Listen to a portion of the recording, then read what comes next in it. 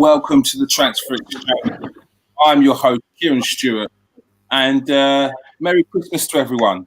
There's a slight up and down with not just the tears, people's emotions right now, but you're in the right place to get through it for the Transfer Exchange show. And this week, we've got the Premier League so far. So it's not going to have your regular names in there, or it could have.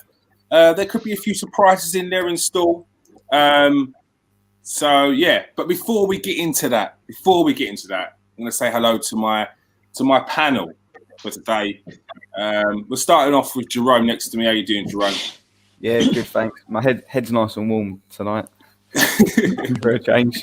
I wouldn't have said where you are is probably the coldest of places, mate. So yeah, in the evening it gets. In the evening, all right. Yeah. It drops. All right, yeah. All right. Simon, how you doing, Simon? Nice to meet you. Nice to meet you. I've never met you before. That's what it is. Is it a new Simon? It is a new Simon because this Simon has a new Twitter page. He won't talk about why his old one's gone, but he's got a new one, new and improved, less drivel from previous. It's he's not upset as many people. How you doing, Si? I'm all right. I'm just going to go in the next room. It's a bit echoey in here. All right, he's on aesthetics as well. I love that. He's a true professional. Bottom left, we have former Premier League striker, Wigan hero, they would say. It's Nathan Ellerton. How you doing, Nathan? I'm doing great, thanks. I'm doing great. Gotta love that smile. And bottom right, we've got our chief scout, Steve K. How you doing, Steve? Yeah, I'm good, mate. Good evening, everybody. Merry Christmas, and got a new app for the Christmas edition. Don't know if you all noticed. So. Yeah, well, you didn't give us a chance, Steve, but you got it out there. Everyone knows. Happy Hat Day for Steve.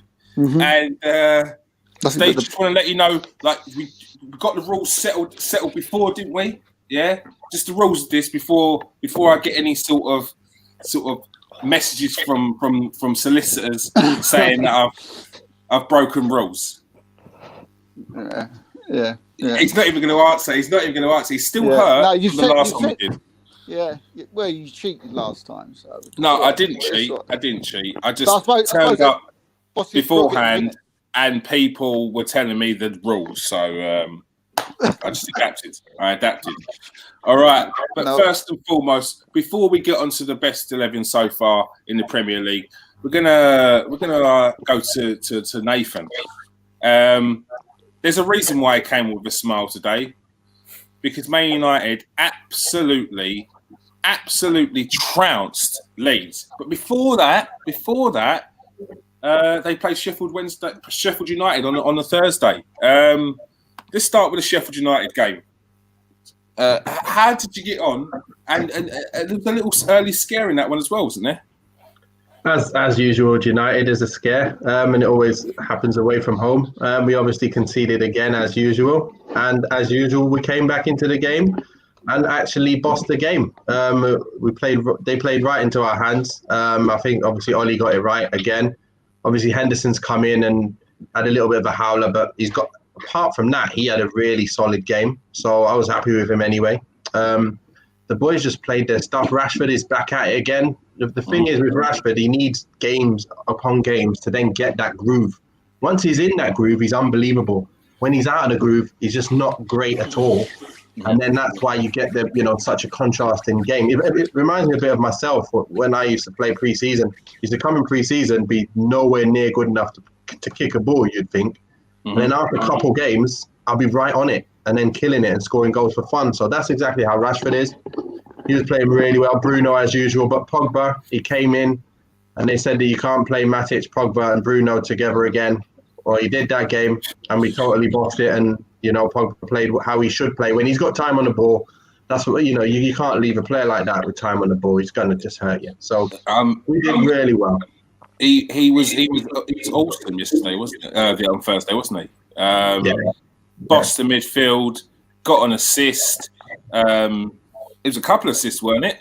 But it was it was outright. One of them. Oh no, it wasn't the second. The first one wasn't his assist, but he started it. He started it with that little bit of magic in the midfield. Oh yeah, that's what you want to see week in, week out, though, isn't it? Yeah.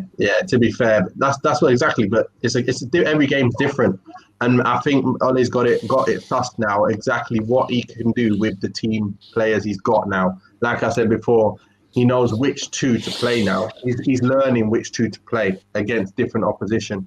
And even today, I was surprised he had James in there, but then I had a thought about it and I thought, okay, well, I know why he's doing that, because Leeds like to come forward and he's going to exploit him for pace. And then we'll have the next game that we're going to go into where the other boys can play again. So he did really well with the team selection on both days. Really, really pleased with what he's done. And that's why I say there's no way he should be sacked yet. He doesn't deserve to be sacked, until he can, have a season and see how we get on, and then obviously take a team to a certain level. And then obviously, I think we still need a few more players. And if he can get them in, who knows what he can do with this team? There's many ways to skin a cat, and he's doing it his way, to be fair. And the 6-2 today against Leeds. I mean, it was billed to be an exciting game beforehand. But I don't think anyone's expecting 8 goals. Nah, you know what? Before the game, I was speaking to a friend of mine who supports Leeds, and she said, all the best. Let's see what happens. And I was like, may the best scorers win. If you get what I mean, whoever's going to score the most. Obviously, it's not just like an obvious thing like that, but it's attack versus attack. That's all it was today. And it was whoever was going to be the best attack was going to win. And I was confident we were going to have a better attack because we don't take as many chances to finish, and obviously got more quality up front. So I knew we were obviously slightly better at the back and then a lot better in attack. So I expected us to win, but I thought we could be struggling if we start slow, and we didn't. We started fast this time, and that was the massive difference. McTominay was absolutely on fire, playing like 2 goals in 3 minutes. It was crazy. He was playing ball like I didn't realize he could do that. He's running through. I knew he's always one that likes to get a shot on goal and likes to score goals from his time with the youth team. But he's actually, didn't just sit back this time. He was actually getting forward when all their players got forward. So, that's the thing. Let them run forward. As soon as we win it, make sure you guys outnumber them in attack, because we will score goals. And that's exactly what we did. Exactly what we did. Mm. Yeah. And one question before we get onto this. Man United currently sitting third, 5 points behind top of the league with a game in hand. What would you do if you had a proper manager?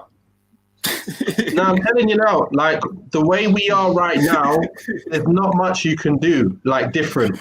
So you can't get too much further right now.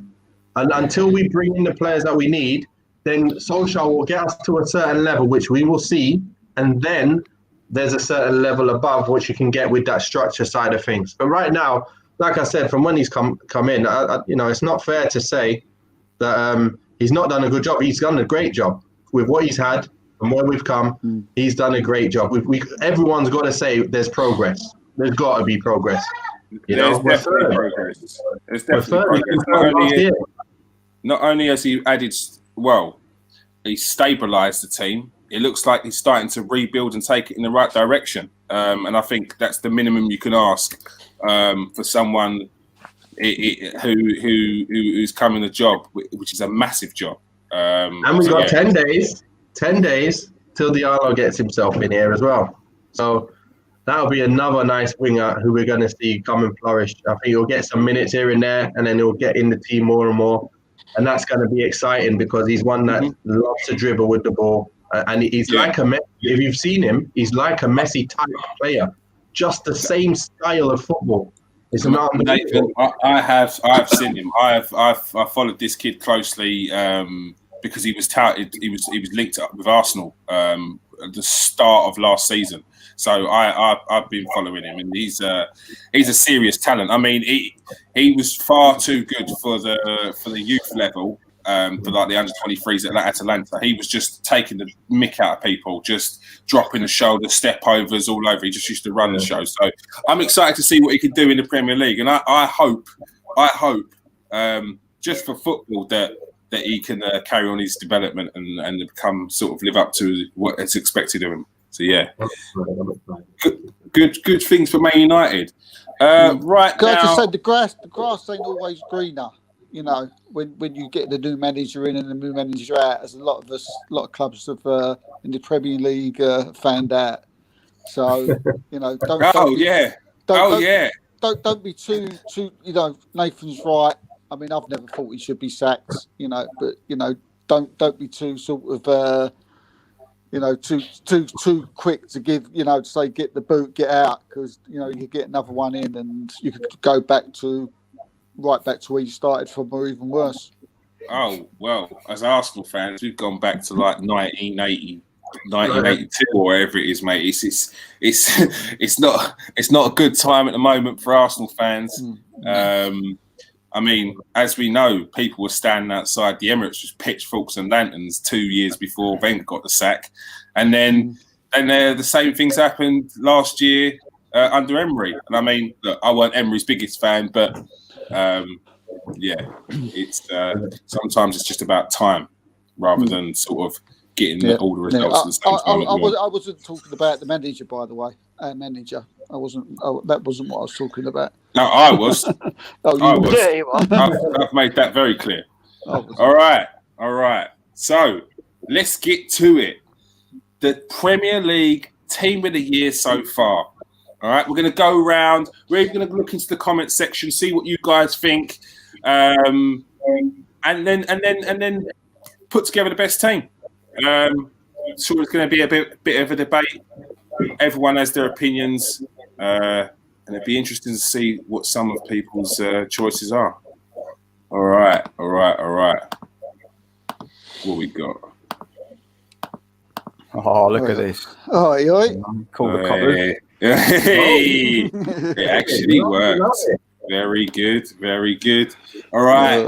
So who we got at the top here? This thing seems to be cancelling me out. I don't like that. But we can swap it around anyway, I think. Yes, you can. And you can pop it back in. Oh, just me. Very good. We'll just keep it at this one. So, Steve. All right. Nathan, let's start with who do you feel has been best in goal so far this season? Me? Yeah. Well, I know Steve asked me this a while ago, so I had a little thought about it, and I've got I'm going to have to put the keeper at Chelsea. He's come in and he's done really well overall. I know that the minute I was thinking of him, he goes and gives away a penalty in the last game. He had quite a few clean sheets since he's come in, and he's obviously stabilised the goalkeeping position for Chelsea. I think that's probably the one guy I could say who stands out as a goalkeeper in the league so far. Mm-hmm. So I'll go with Mendy. His name is. All right. So Nathan's gone with Mendy. Steve, who have you gone for as your goalkeeper? Well, this one's a bit of a. This one hurts a little bit, and also a little bit of a told you so to people, not in here, but to other certain people. But that has to be the big man between the sticks up at Villa Park, and that is Emilio Martinez. I think he's been absolutely outstanding for Aston Villa this season. He's came from a new club. He's just like Mendy has, but he's came from a new club. He's gone straight into Aston Villa, and he's became not only their goalkeeper. He's not only a great shot stopper. He's not only lifted Aston Villa to new heights. He's literally become that captain of Aston Villa as well. Whether he's got the armband or not, but he's the man that they look to and listen to. So for me, it was Mendy. I understand, but for me, it's Emiliano Martinez. Yeah, totally understand that. What I say about Mendy is, I think Mendy's had a similar impact at Chelsea as Alisson's had at Liverpool. Chelsea were missing that key figure in goal, a commanding figure, and they've brought in someone and found their type of goalkeeper as well.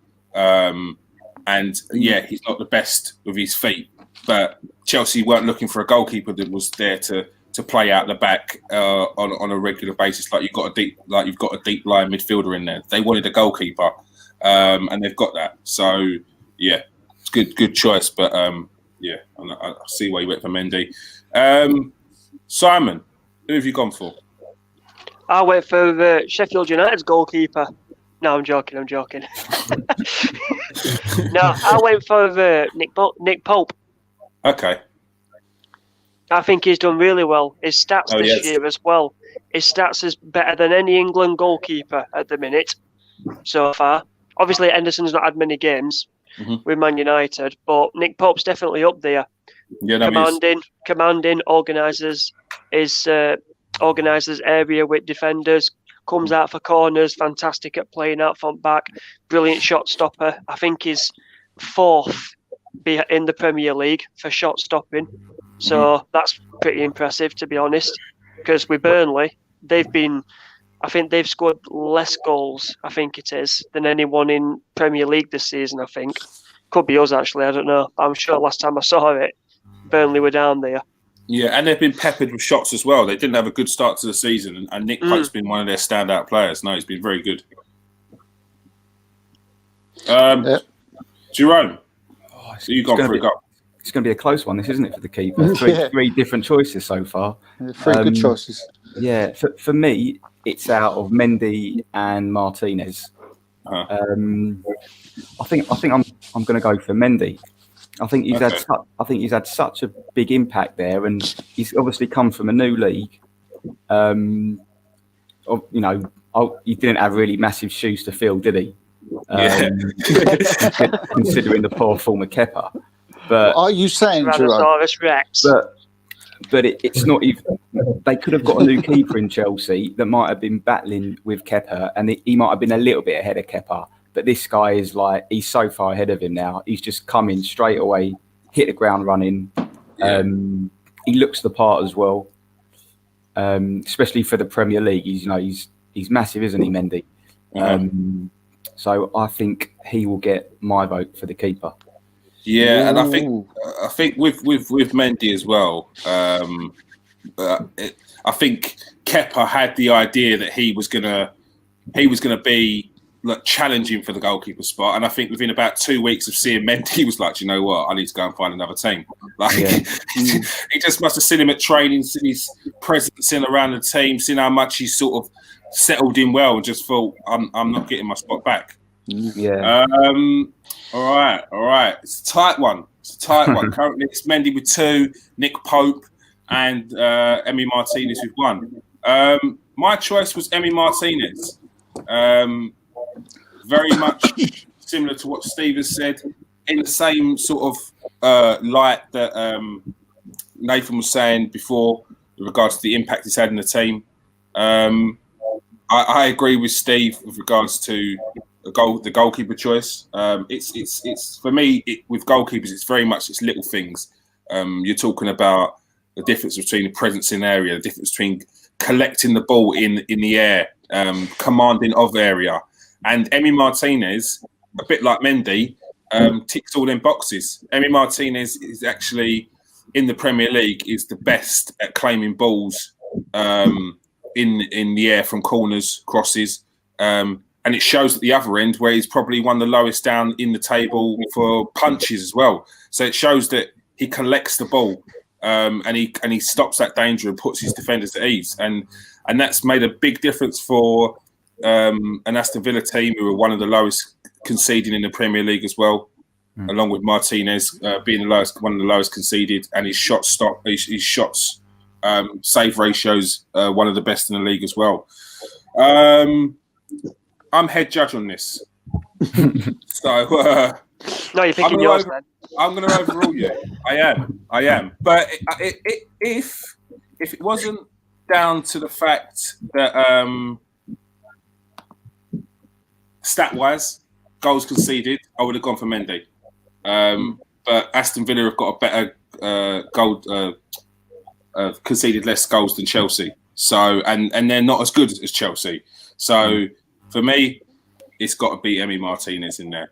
Nathan. I think it's highlighted as well that Arsenal sold the wrong goalkeeper. Cool. Yeah. No.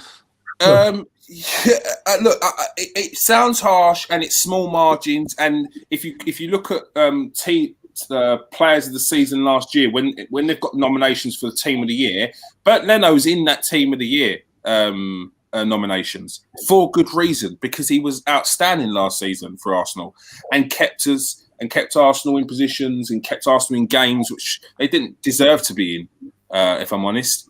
But then Emilio Martinez came in, did exactly what Leno did, and just had that little bit extra.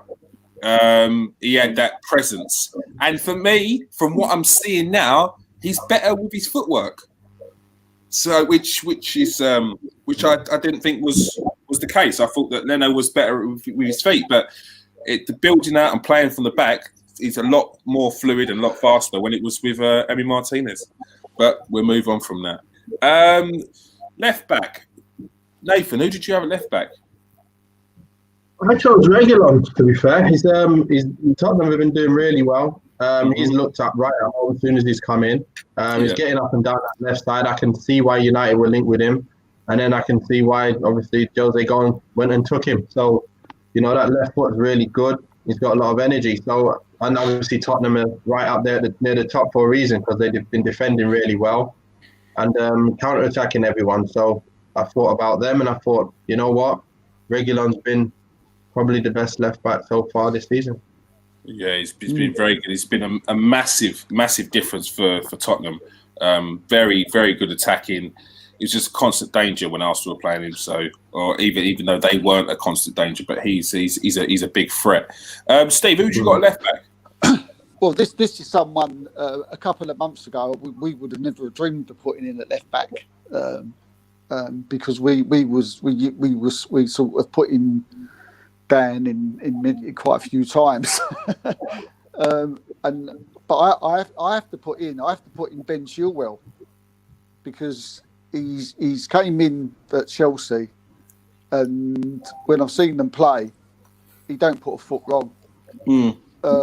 He's good at defending. He's excellent going forward, and he's never going to. He's just never. His position's never in any doubt.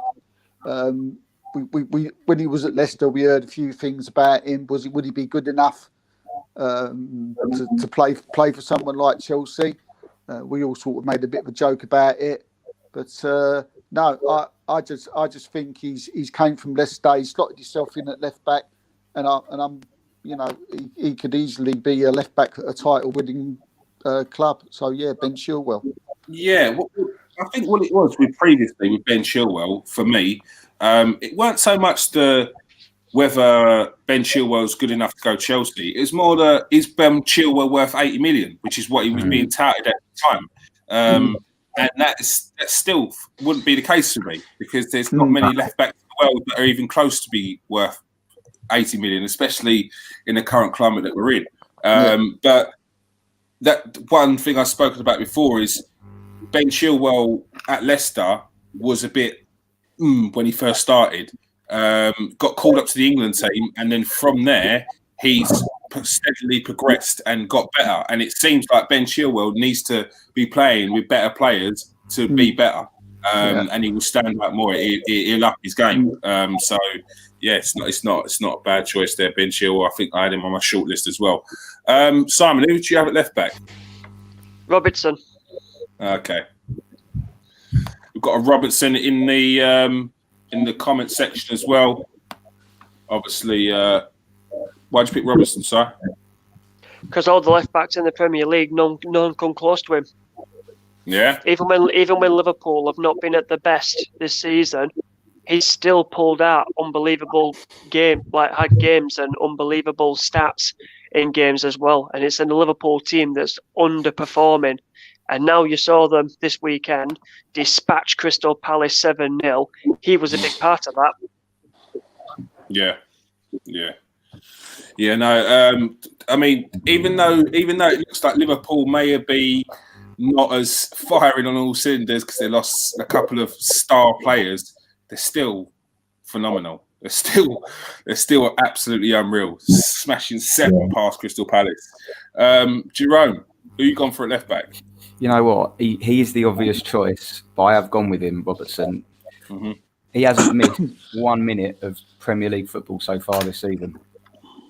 Ever present, you might say. Yeah. Especially with all the injuries that Liverpool have picked up recently. He's racked up the assists as well. He's got 5 assists in the league. I don't think you can look past him. Yeah, so he gets my vote. I was considering Chilwell. I was considering Reguilon as well. Uh-huh. But, Robertson for me. You can't argue with that, really. Can you? No. Look, the thing is, the choice is there. They're all tight. I mean, it's going to be Robinson. My choice. Kieran gets to pick the winner though, and he's going to pick Sergio Aurier. He said free right back. Yeah, he has been, hasn't he? He's not been bad. I was thinking about him yesterday during the week. I had a little think about Aurier. He never went actually down on paper, but he was in the back of the head. Didn't even come across my mind, mate. And he's right back anyway. Left back, Andrew Robertson's going to go in, but I picked Aaron Cresswell. West Ham have been defensive. They've been very good. Aaron Cresswell under David Moyes, he's massively stepped it up. He's actually got 4 assists already this season. My choice was Aaron Cresswell, but I can't not pick. And Andrew Robertson is going at left back. Boom. All right. We'll go for right back now. Shape it up nicely. Easy. Nathan, who you got a right back?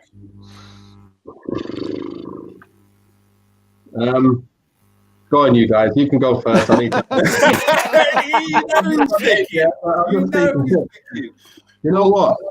What's weird is you got, I think, one of the best fullbacks in the country is still Kyle Walker. He's still one of the hardest. He's the only player at the back that always recovers everything for City, like all the time. When they're playing and they're looking open, he's the only one who gets back and just takes the ball off Rashford or takes the ball off whoever the dangerous player is. Most of the time, he's the guy. So, and he's done well. I know he's obviously given away a penalty here and there, but he's been ever present and always does the job for me every time I watch him. I did think of Reece James because he did start the season off really well. I had him as my player. I wrote that down. I actually sent that to you, Steve. So I don't know if I'm just thinking about which one's the better one, who's had the better season so far. And to be fair, it's a tight one between those two. For me, I'm going to have to just stick with the Reece James, though. I'll stick with Reece James. All right, you're going for Reece James, yeah? Might as well. I've said his name before. I want to say Kyle Walker, but I'm going to go with Reece James. I wonder what would stop you from going for Kyle Walker. There's no bias there, is there? No, you know what? If I was picking my team, I'd have Kyle Walker. So I'm going to change it. That's it. I'm going with Kyle Walker. If I was picking my team all day, he's a guy who had wanted to stop all the players you're playing against. So yeah. All right. Steve, who you got at right back? Well, I had Reece James as well put down, but I thought I better not put him because it seemed like a bit of favouritism. Yeah, definitely is favouritism to see. So I can't put him in. Sorry about that, Mia. But I thought this was one of the hardest ones. I thought this right back was one of the hardest ones to pick. But in the end, I've gone for someone I liked before he came to the club, and I think he just came on to this club and done really well, and that's Semedo of Wolves. I think he's come at Wolves. I think he's slotted in there. Again, he's another one of these players that's come from a different country, from a different club, and come in and slotted in there. Every time he gets the ball, he's dangerous. He can defend perfectly. He's very dangerous coming forward. There's not much else to say really. My choice was Semedo. that I went with in the end. But I did have Reece James was way up there as well. But I'm just going to go for Semedo. All right. Simon, who have you got at your right-back position? I chose the best right-back in the Premier League at the minute, and that's Lamptey from Brighton, because he's not surrounded by superstars. He constantly works for 90 minutes, shows up every single game, home and away. He has more take-ons than any right-back in the Premier League this season. His crossing, I think, is second behind Kieran Tierney. Obviously, he's not left, but that's the record. And like I said, he hasn't got superstars around him. He's got players like Duncan, whoever the Brighton players are, but he's absolutely unbelievable. Was the man of the match at Newcastle. I think he was man of the match at against City. I think it was City. And he was man of the match against Leicester City. Yeah, he's a top player. Still very young, but a very, very, very, very bright talent. Jerome, who have you gone for at right back? So I had James, Wilker, and Lamptey as some options, but I've gone a bit outside the box, a bit left field. Probably someone that wouldn't have got a lot of votes from the general public, and that is Leicester's right back, James Justin. Now, he's filling in for arguably one of the best right backs in the league, Pereira, and he's played every minute for Leicester. And he hasn't let him down. Like, people probably thought when he first came into the team, you know, he could be the weak link there, but he hasn't been at all, and probably exceeded expectations. And as I said, played every minute for them. Good shout, excellent so shout. He would get my vote, although maybe not as eye catching perhaps as a Walker or a Lamptey. He's had an excellent season so far, so I'll give my vote to James Justin. Yeah, no, James Justin's a very good player. I like his rawness. He's up and down that flank all day long, works hard. Very, very good player. I think he came through the ranks as well. I think he did. I have gone for Kyle Walker. It seems like a boring choice, but Kyle Walker, for someone who's been written off many, many times, Kyle Walker, and he's come back and been one of Man City's very steady players this season. I mean, the choices of Walker, Semedo, Lamptey, Jerome's one. What was your one? James Justin. James Justin as well. I mean, they're some solid right backs, but it looks like it's 2 to Kyle Walker. So Kyle Walker gets the right back spot. It's one of them. Every season you think they're going to sign someone to sort of take his place, but they don't find better. No one can take him out of the team. He's so solid. Yeah. Exactly. Yeah. If they ever sign Alphonso Davies, that's when he should leave. Do you want to give us anyway? So it's fine. Do you want to give us the rundown of the rest of your team? Yeah, I can give you the rundown of the rest of my team. Go on. The 2 centre backs. Who have you got? I've gone with Zuma. I don't like Zuma normally, but he's actually been playing regularly and playing well regularly, very well. Scored goals as well, and he's obviously got the confidence of Lampard now. So definitely, if I look at all the teams playing, not many teams are defending great anyway. So the best of the lot, I'm going to go with Zuma at centre-back, and the other centre-back position is a person who actually hadn't been a centre-back for a little while, not really playing. Then the manager comes in and puts him in the back, and he is like a rock at the back at the moment. And obviously, the way they're playing is very defensive as well and very counter-attacking. So I'm going to go with Eric Dyer, who goes at centre-back as well. So them 2 are my centre-backs, because obviously they're doing their job right now, and I don't see anyone playing better than them. In the midfield 3, do you want me to go with the 3, or are we going with just the back 2 first? My formation's dodgy. 4-4-2, isn't it? Yeah. 4-4-2.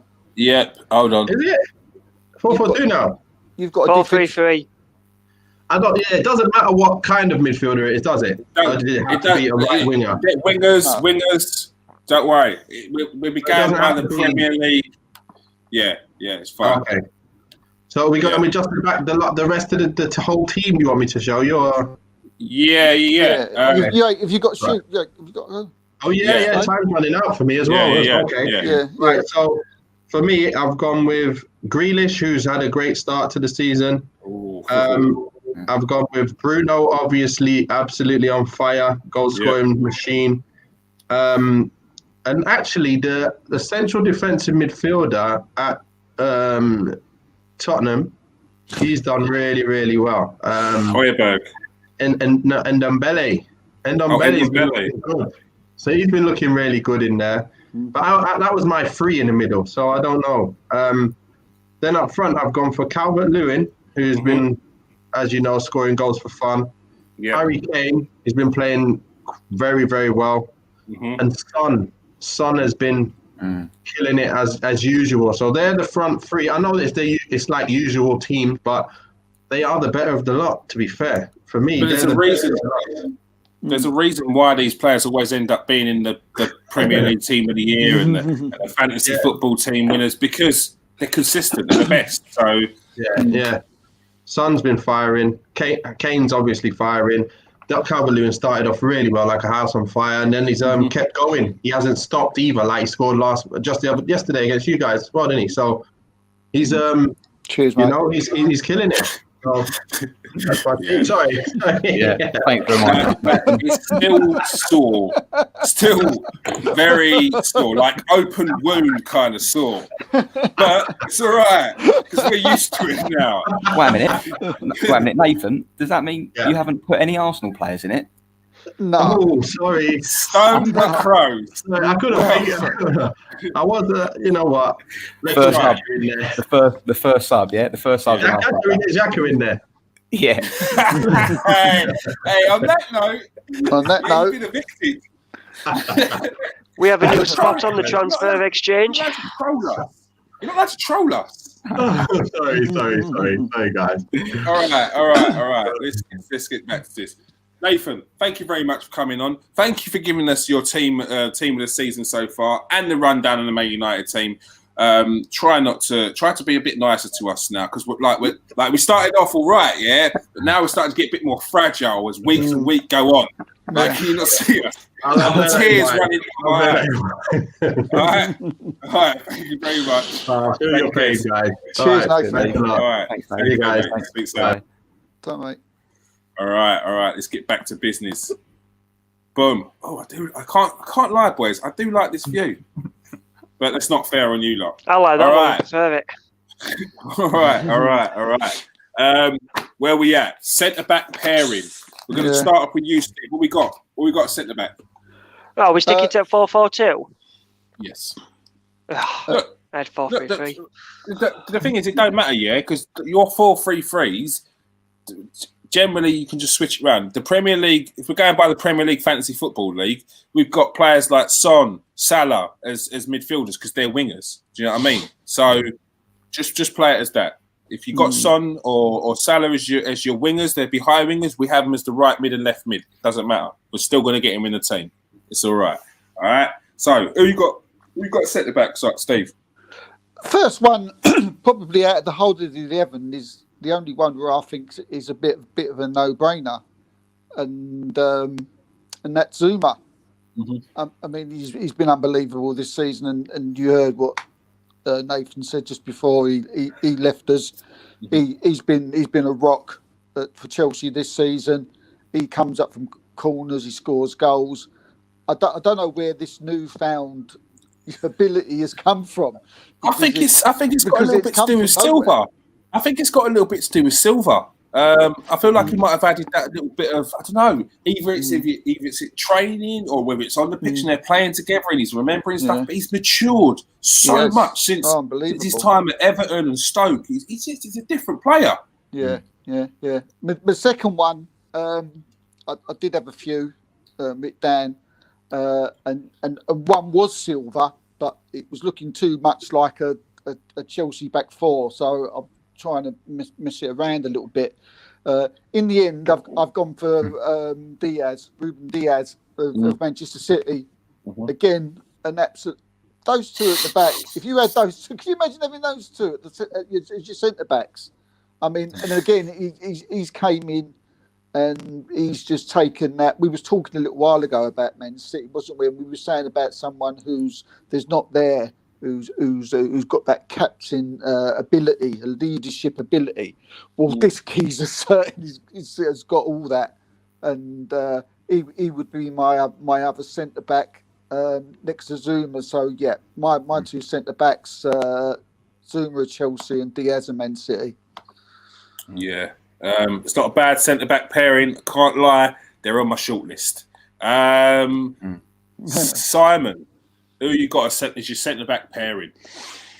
I went with Gabriel Magalhaes because he's got Rob Holding to deal with and Hector Bellerin on that right, and I think he's done brilliant. 3 Player of the Month awards, I think it is at Arsenal. Yeah. And I just think basically with players he's got to deal with at the back. It's not like with Chelsea, obviously, you've got Thiago Silva next to you. He's got Rob Holding next to him or David Luiz, one of them two, and he's having to save them so many times. Although saying that, people had written off Silva before he'd even come into the Premier League, and especially after Silva's first game, they had written him off even more. Like written him off. So you say he's got Rob Holding next to him. Like Kurt Zouma had a player next to him who people said was done and dusted and well over the hill. So we'll get Thiago Silva, Rob Holding. Yeah, see how he does. But to be fair to you, if there was going to be one Arsenal player in a team, in your team, well, there was always going to be one. Gabriel is probably the most trustworthy, because if you look back to even past the Man United game, the Leicester game, Arsenal still had one of the best defences in the league, and he's the reason for it. Other than that, everyone else has been on and off. Even the likes of Kieran Tierney's been on and off. But Gabriel Magalhaes has been steady the whole way through, and he's been an absolutely phenomenal signing for Arsenal. Are you wanting both of them? Yeah, just give us both of them. All right. Well, obviously Gabriel's one. Next one, I've gone for Thiago Silva, because I thought basically coming to Chelsea, coming to Premier League, fastest, most physical league, is he going to be able to do it at the age of, is it 36? That age he is, I thought he's going to get absolutely ripped every single week. Watched him for the first 2 games. You could see him trying to feed his way through to the league, and then I watched him against West Brom. It completely fell to pieces. And then after that, I watched him after West Brom, and he got better 1 week. Then he got better the next week. Then Zuma got better. Then he got better again and got more commanding in defence, and basically wanting to take lead of everything, always wanting the ball, going forward. And you saw Zuma also wanting to go forward, doing stuff that he's never done before. So that's why I picked Thiago Silva. Yeah, it's not a bad shout there. As we were saying before, he's coming in. He's shown a few people that he's still got it. But I mean, it was very quick. I think people were very quick to jump on that sort of wagon. But like, this guy's played in Champions Leagues like many times. And when you talk about the Premier League being the fastest league in the world and one of the most physical, like, Champions League will have all different types of teams from all different leagues. They will have teams in the Champions League who will play like Premier League teams, where they've got wingers that are fast. They will have players in their teams that are strong. He has to deal with the likes of Neymar and Mbappe on a weekly basis, who are very, very quick. He'd have to deal with people like the Ratty, who are very, very physical. So he would have had all them challenges to deal with in training on a weekly basis. And even though people say the French league is not as good, we seem to like French players and want to take French players from those leagues. So to turn around and say the French league is this and that is they very... don't do bad in the World Cups, do they? They don't do bad in the World Cup, Steve. You know what I mean? And I see a lot of fans pining over players from the French leagues. Yeah, that league's not good enough. So it baffles me when people say that anyway. But good choices there, Si. Yeah. Jerome, who have you got as your centre back choice pairing? So I've gone for Zuma. Okay. Let's just start writing him in now, eh? So Zuma, right? Let's just start writing his name. My next one's probably a wasted vote. God, you can't miss him with a smile, can you? It's not the one at the Paw Patrol either. It's not that Zuma. He knew he was getting in the team, that's why. Yeah. The next one's probably a bit of a wasted vote. I don't think anyone else will vote for him, but I've gone for Michael Keane of Everton. All right, that's not bad. I was going to say him. I was going to say him. He has. Yeah, I think that's right. He's definitely, he's got better over time. He's chipped in with a couple of goals. Another one I think that's pretty much played every minute. And so I did have Vestergaard written down from Southampton. Yeah. Again, he's had a very good season. And do you know what I like? I like that he's turned around. He's he was written off. If you're talking about a defender who was written off, it was him and that 9-0 loss. The rest of that season, he was all over the place. He was getting dropped left, right, and centre because they felt that they had a top defender in him or a good defender. But I think his confidence got beaten after that game. So he was very much in and out of the squad, still making mistakes when he's coming back in. But this season, he's been excellent. He's been excellent. See, centre half time. Jerome said they're wasted votes, but you've got to mention players like that. And I mean, because they deserve a mention, and because he's probably one of the main reasons why Southampton are doing what they're doing at the minute. So well worth a mention. Yeah, and I mean, it's the same with one of the people I've got on my list. I mean, Kurt Zuma's one of them, and the other one was Tyrone Mings. Again, part of a defence who has been excellent this season at Aston Villa. He's been a beast. He's your typical English defender. I mean, you've got with Tyrone Mings, you've got him, you've got Harry Maguire, you've got you've got others to name a few, but those defenders, they've got to have a different side of them. They've got to be throwing their body on the line. They've got to be putting in blocks, interceptions, headers, and he's just been doing that all season. And consistently as well.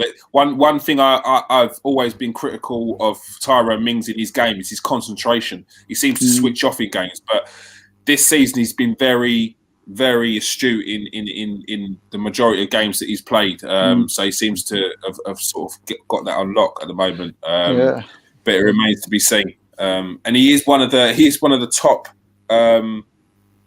In blocks and clearances as well, so that says a lot there. But as we seem to have Ruben Diaz, Tyrone Mings, who did you have on there, Jerome? You had Thiago Silva, Michael Keane, and you had Thiago Silva. That's a close one. It's a tough one. It's a tough one. And then that was a real close one. Who did? He had Eric Dyer and Zuma. So Zuma. Zuma's in. I had Ruben Diaz as one of my other as one of my shortlisters. So because of that, I'm going to go for Ruben Diaz because I know exactly what Steve's talking about. He's also coming Man City for the kind of team they are, which is very sort of pretty in the eye. They needed to get in a defender who was your typical English kind of defender, a bully, physical presence, and they've got Ruben Diaz, and he's come in and he's hit the ground running, which is very hard to do at a team like Man City when you're not that style of player. I think it's been a brilliant signing from Man City, and I think he's done very good since he's come in. A sub defence, isn't it? God dear, look at that. That's what you call a back four. It's not bad, is it? I tell you what, you'd go to war with this lot, wouldn't you? Let alone play a football match. See, that's what we've always spoken about. You could see Ozan Kabak sticking in there somewhere, couldn't you? Like, Grrr! Yeah, but Ozan Kabak in that is going to be the water boy because he ain't getting nowhere near it. He doesn't come back and do it. Just go, what? You know, when some of the people do that in the face like that. That's what he did. That's a mean Premiership defence. That is. All right. So we're moving on to. We'll start with the central midfielders here. Nathan's gone for Jack Grealish. He's one of his central midfielders. He's been doing brilliant this season. I mean, if anyone had doubts about Jack Grealish, whether he could do it on a consistent basis, you should have seen the last season and this season. You've probably seen two different types of Jack Grealish. And I think this season you're seeing a Jack Grealish that everyone knew that he kind of a player that he was, the kind of player in the Championship that he was, but whether he could do that on a consistent level in the Premier League. And last season, I think you saw a Jack Grealish who showed that bit of grit, teamwork, and showed that he could defend and work for the team as well. So I think that's a very good pick. But we'll start with Steve. Who have you gone for your? Let's give us your two central midfielders and why. First one is Jack Grealish. Yeah. I couldn't think of any other. Just the reason being, for most of exactly what you just said. I mean, I was watching him closely the other night. I can't think who was they playing against with the other night, and this for the first time now he's like a proper central midfield player.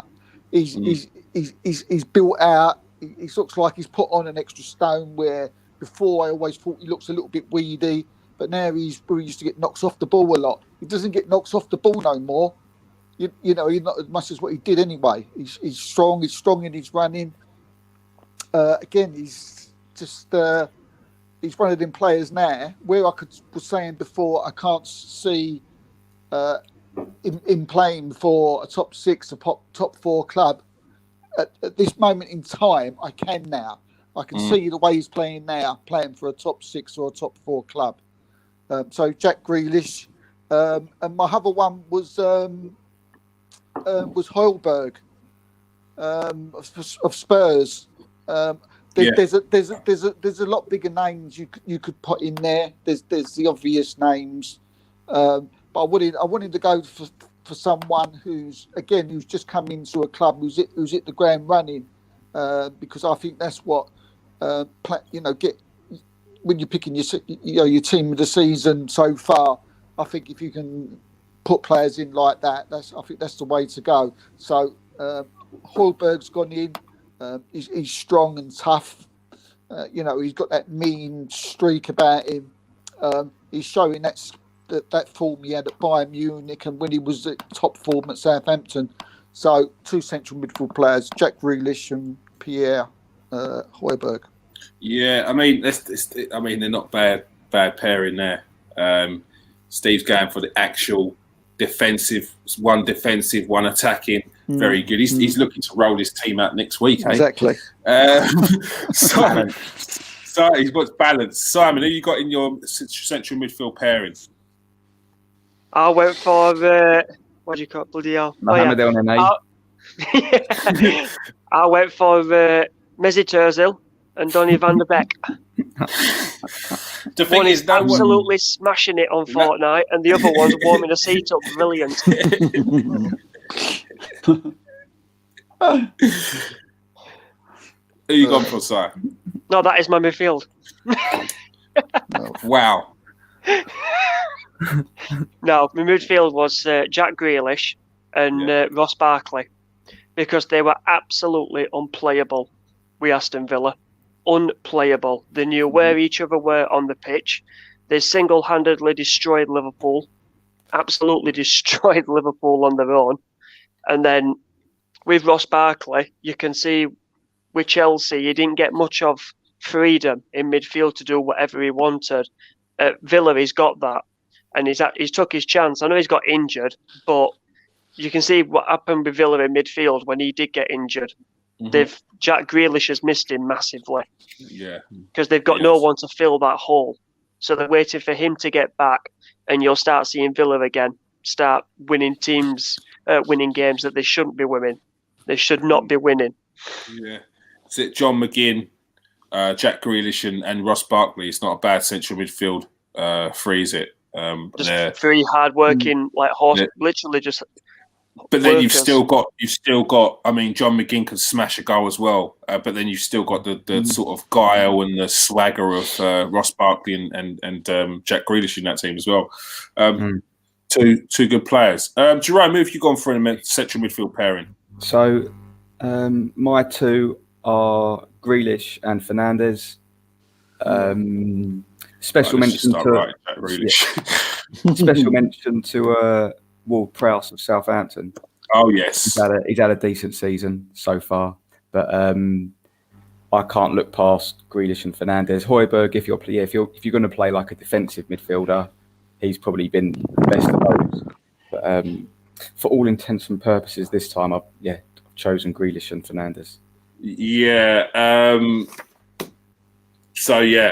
I had Emil Højbjerg as one of my shortlist as well.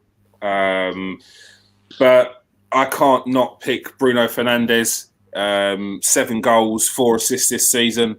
He's been got Player of the Month for Man United last season. Got Premier League player last month. Got Premier League Player of the Month last month in the Premier League. And he's been absolutely outstanding since he's joined them this season. He's continued his form. And Jack Grealish. I also picked Jack Grealish as well. So Pierre-Emile Højbjerg just missed out. Steve nearly got his man in there. But Jack Grealish has been absolutely phenomenal this season. Like I said, he's that maverick player, but he's showing that he's not just that. He's showing that he can do stuff for the team as well. And yeah, I think he's been brilliant this season, as well as this man, Bruno Fernandez. We're not interested in namby-pamby defensive midfielders that bosh it about, win the ball back and pass it off. Keep it we safe. We want twinkle toes. Yeah, get him the ball, you can't touch him. And if you take your eye off him, goal. You don't need no defensive midfield players with that defence. Exactly.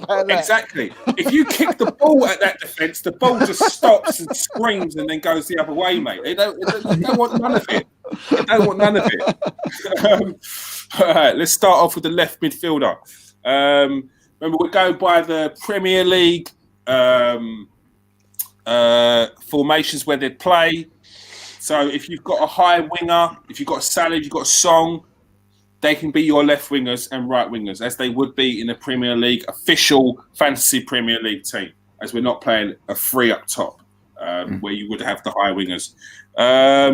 So, people, what you got for me as your left and right wing? Sorry, Steve. Yeah, Steve. Yeah. Well, I'm sorry if I may have got the position wrong, but I had. It's just I was watching the game the other day, and he was certainly playing in this position then. But I went for James Ward-Prowse. I just thought he is Mr. Southampton. He's every season this man performs every single season. No disrespect to Southampton. He shouldn't be there. He should be at a bigger club. I think he's a fantastic player. We've all seen his dead ball kicks. He's like David Beckham. Exactly. When he gets one round the edge of the penalty area, you're literally thinking, "Go, aren't you?" You know, this is going in, and 5 times out of 10, the ball hits the back of the net. I just think he's. I think he's an excellent player.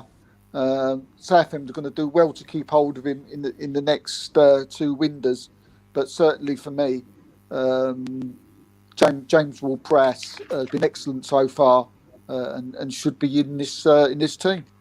Yeah, it's a good shout, Steve. I had him on my shortlist as well. Simon, who have you got as your left midfielder or left winger? So if he would have been one of the top 3, you can have him there as well. All right. Trying to think of ones that I picked now. I think basically there's only one really that you can pick, and I did pick Son. What's the reason? Just Son. I can't think of anyone else. Yeah, On that left side. You can't think of saying anything else because it's burning inside you. That's what it is.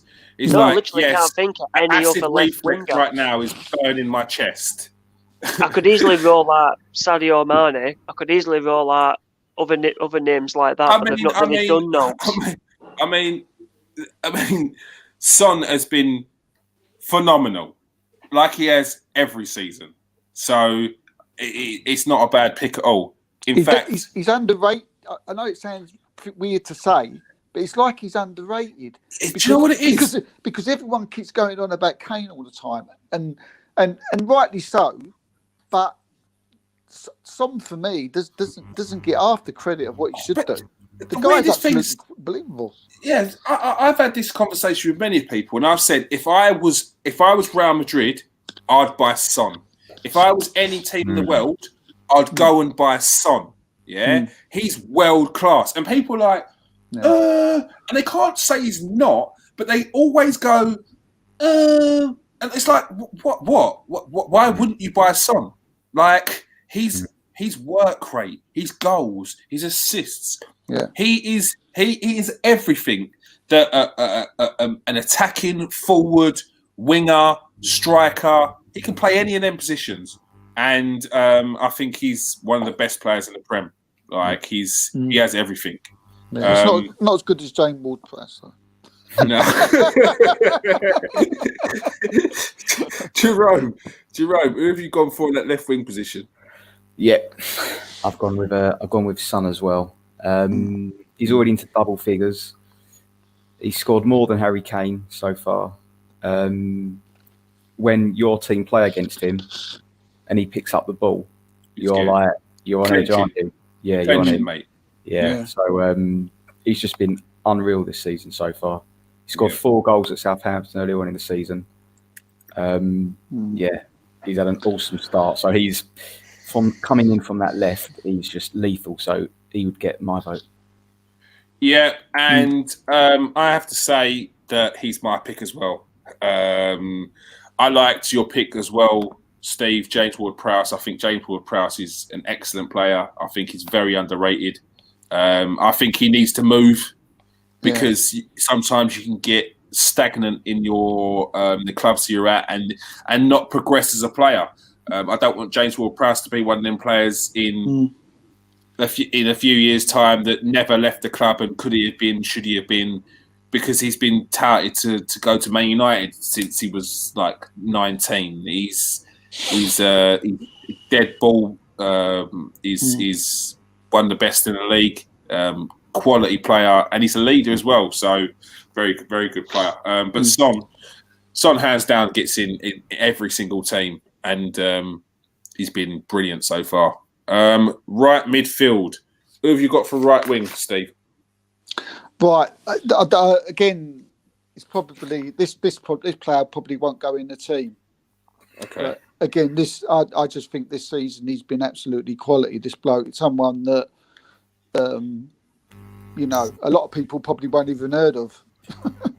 and again, I'm going to Wolves, and that's Daniel Podence. Oh, he's mustard.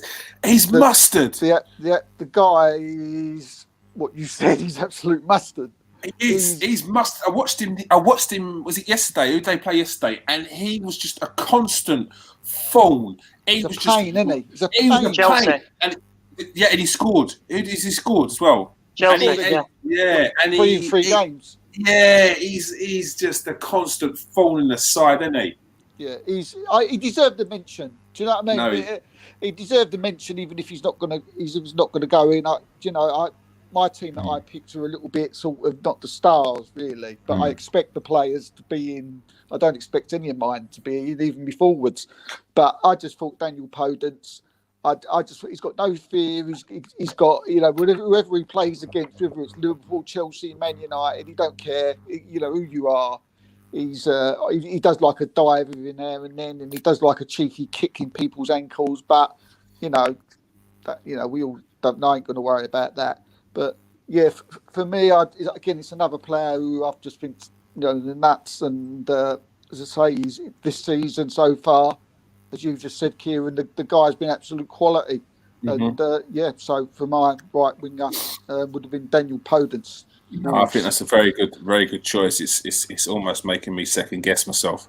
Simon, who have you got for that right wing position? I think everyone's going to pick mine. Willian. Well, I don't know what kind of a team you're building, Si, but it's awful. Relegation. It just sounds like the Arsenal team. No, in all fairness, I picked Jota. Because that guy's come from the Championship with Wolves to come to the Premier League. Everyone laughed when he signed for Liverpool on deadline day and went, what's he going there for? They've wasted the money there. Well, since he's gone there, the goals and assists that he's got when Salah, Mane and Firmino have not been hitting at all. And now that they've all clicked again and you think he's got to come back into that front three, Jesus. Yeah. It's scary. Absolutely scary. Yes, he's been excellent. He's been very, very good this season. Jerome, who you gone for? Podence is a good shout. Neto was also a good shout for the one. Neto was an excellent shout, yeah. Podence reminds me a bit of Eden Hazard, the way he moves the ball. Sorry to be obvious, but I've gone for Salah. Yeah. On the right. We should have done it where we weren't allowed to sort of pick the the obvious names, but when you look at them and see what they've done this season, he's the best. He's the best player from that position. So his numbers as well. He's just had an amazing start to the season again. So he's given me no option really. I've had to put him in. Yeah. Jerome, I'm with you, mate. I thought I was going to get in there for a minute. Nah. Do you know what? Daniel Podence is so close because I've been so impressed with him, and I've watched him in 3 games this season now, 4 games, and each time I've been thinking to myself, what is it with these players from Wolves, and why is no one going for them before they go to Wolves? How is it the Wolves are picking these players up? Pedro Neto, Podence, they're both very dangerous, aggressive wingers. Why? And there's players in it. There's teams in this league that are looking for wingers like that. And why haven't they gone for them? Why didn't they get them in the first place? What is their scouting system saying, Arsenal? That's why some people should start watching our show, because we knew all about Neto. We knew all about him before you lot did. We did the Golden Boy last season. So now everyone's wondering, where's he come from? Where's he come from? He was there. He was already there. But Daniel Podence has been one that's still very much stand out because he started to get into the swing of things, I think, towards the end of last season, wasn't it? And then this season he's taken over from Jota a little bit, hasn't he? He's done very well. But Mohamed Salah, I couldn't not pick him. I didn't want to because it was too obvious. You don't have to. I know I do.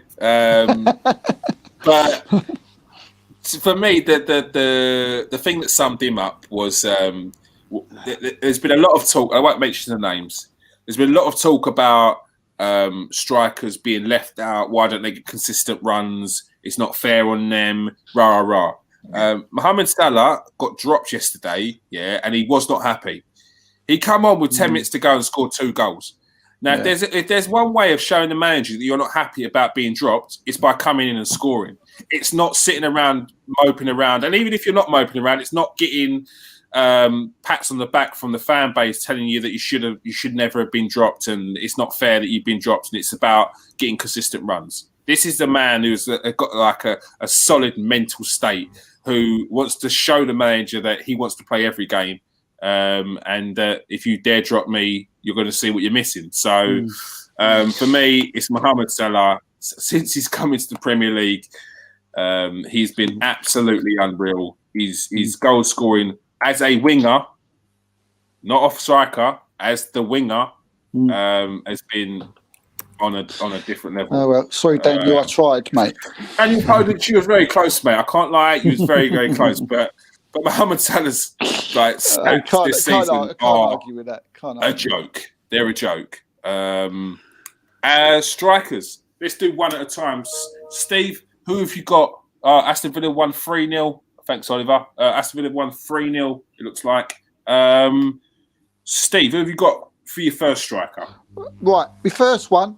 Well, this player was before the season started was looked upon as a bit of a joke, and he was the butt of all the fun from other clubs.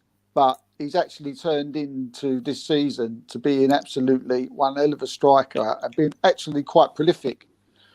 And I can't. I'm trying to. Shall I get it out? But I can't believe I'm saying it. It has to be Patrick Bamford. Oh. It has to be. The guy is, for a guy to come from where he was and how he was, to be what he's done in the Premiership now against teams of Man Uniteds, of the Liverpools, of the Man Cities, he's got to go in. He has. I mean, he's not as good as the obvious is.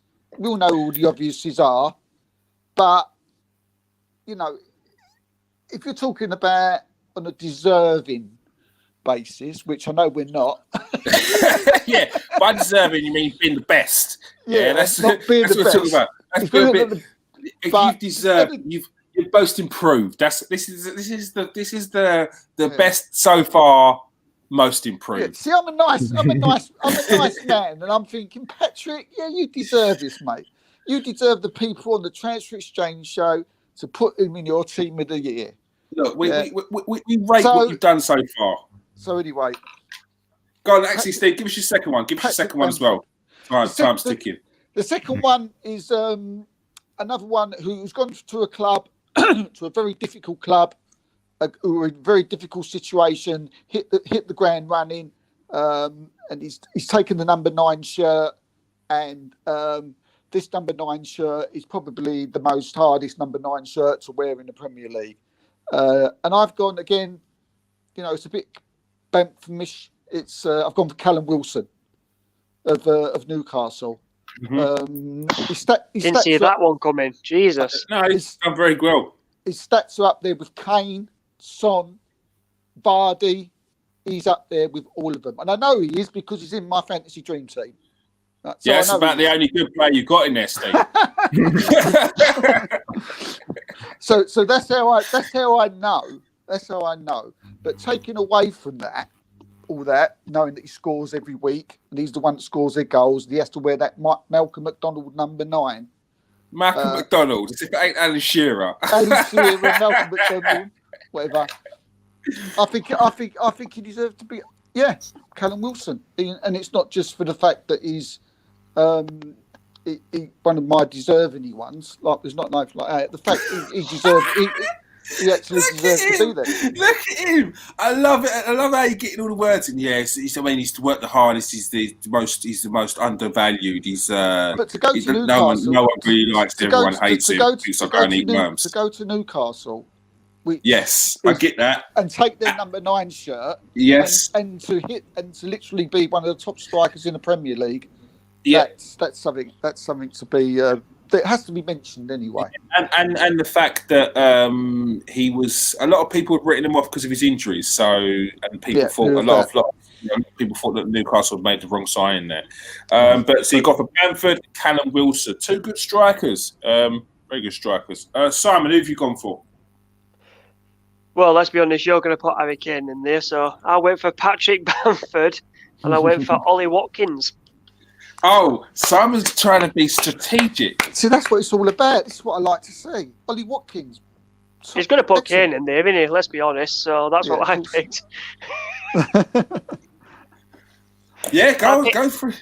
I picked Bamford and Watkins for what they've done with the Championship, and they've took that into the Premier League. Because let's be honest, nobody thought Ollie Watkins would do what he's done this season in the Premier League. No one would. You've even got Arsenal fans saying, I would swap Lacazette for Ollie Watkins. I didn't think anybody would be saying that. I don't understand why that's a shock. Like Ollie Watkins is a target man. He's a strong target man.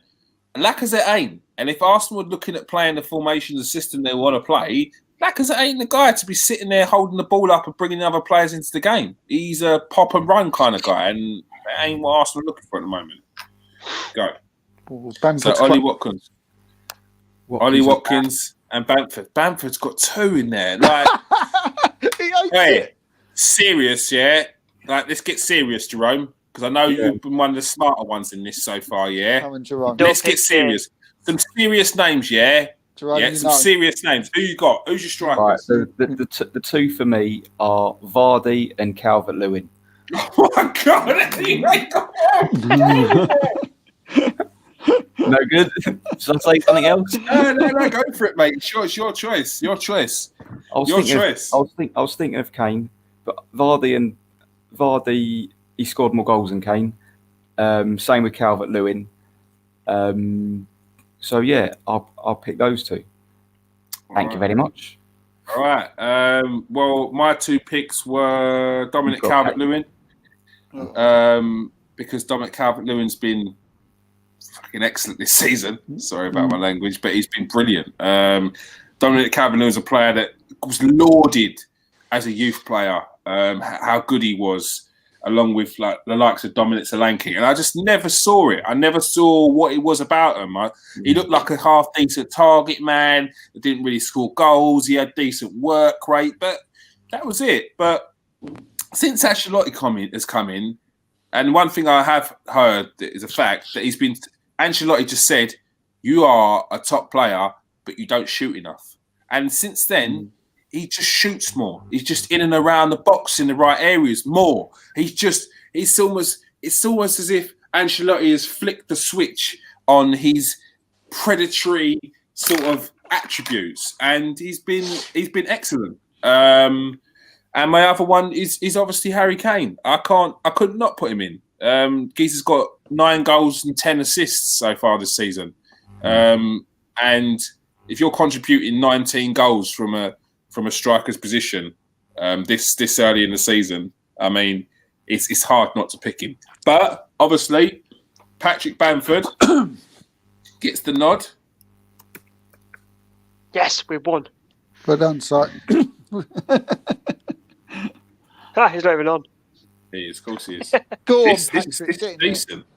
And Dominic Calvert-Lewin. Yep. Yeah. You wouldn't expect those 2 to be the strikers, would you? At the beginning of the season.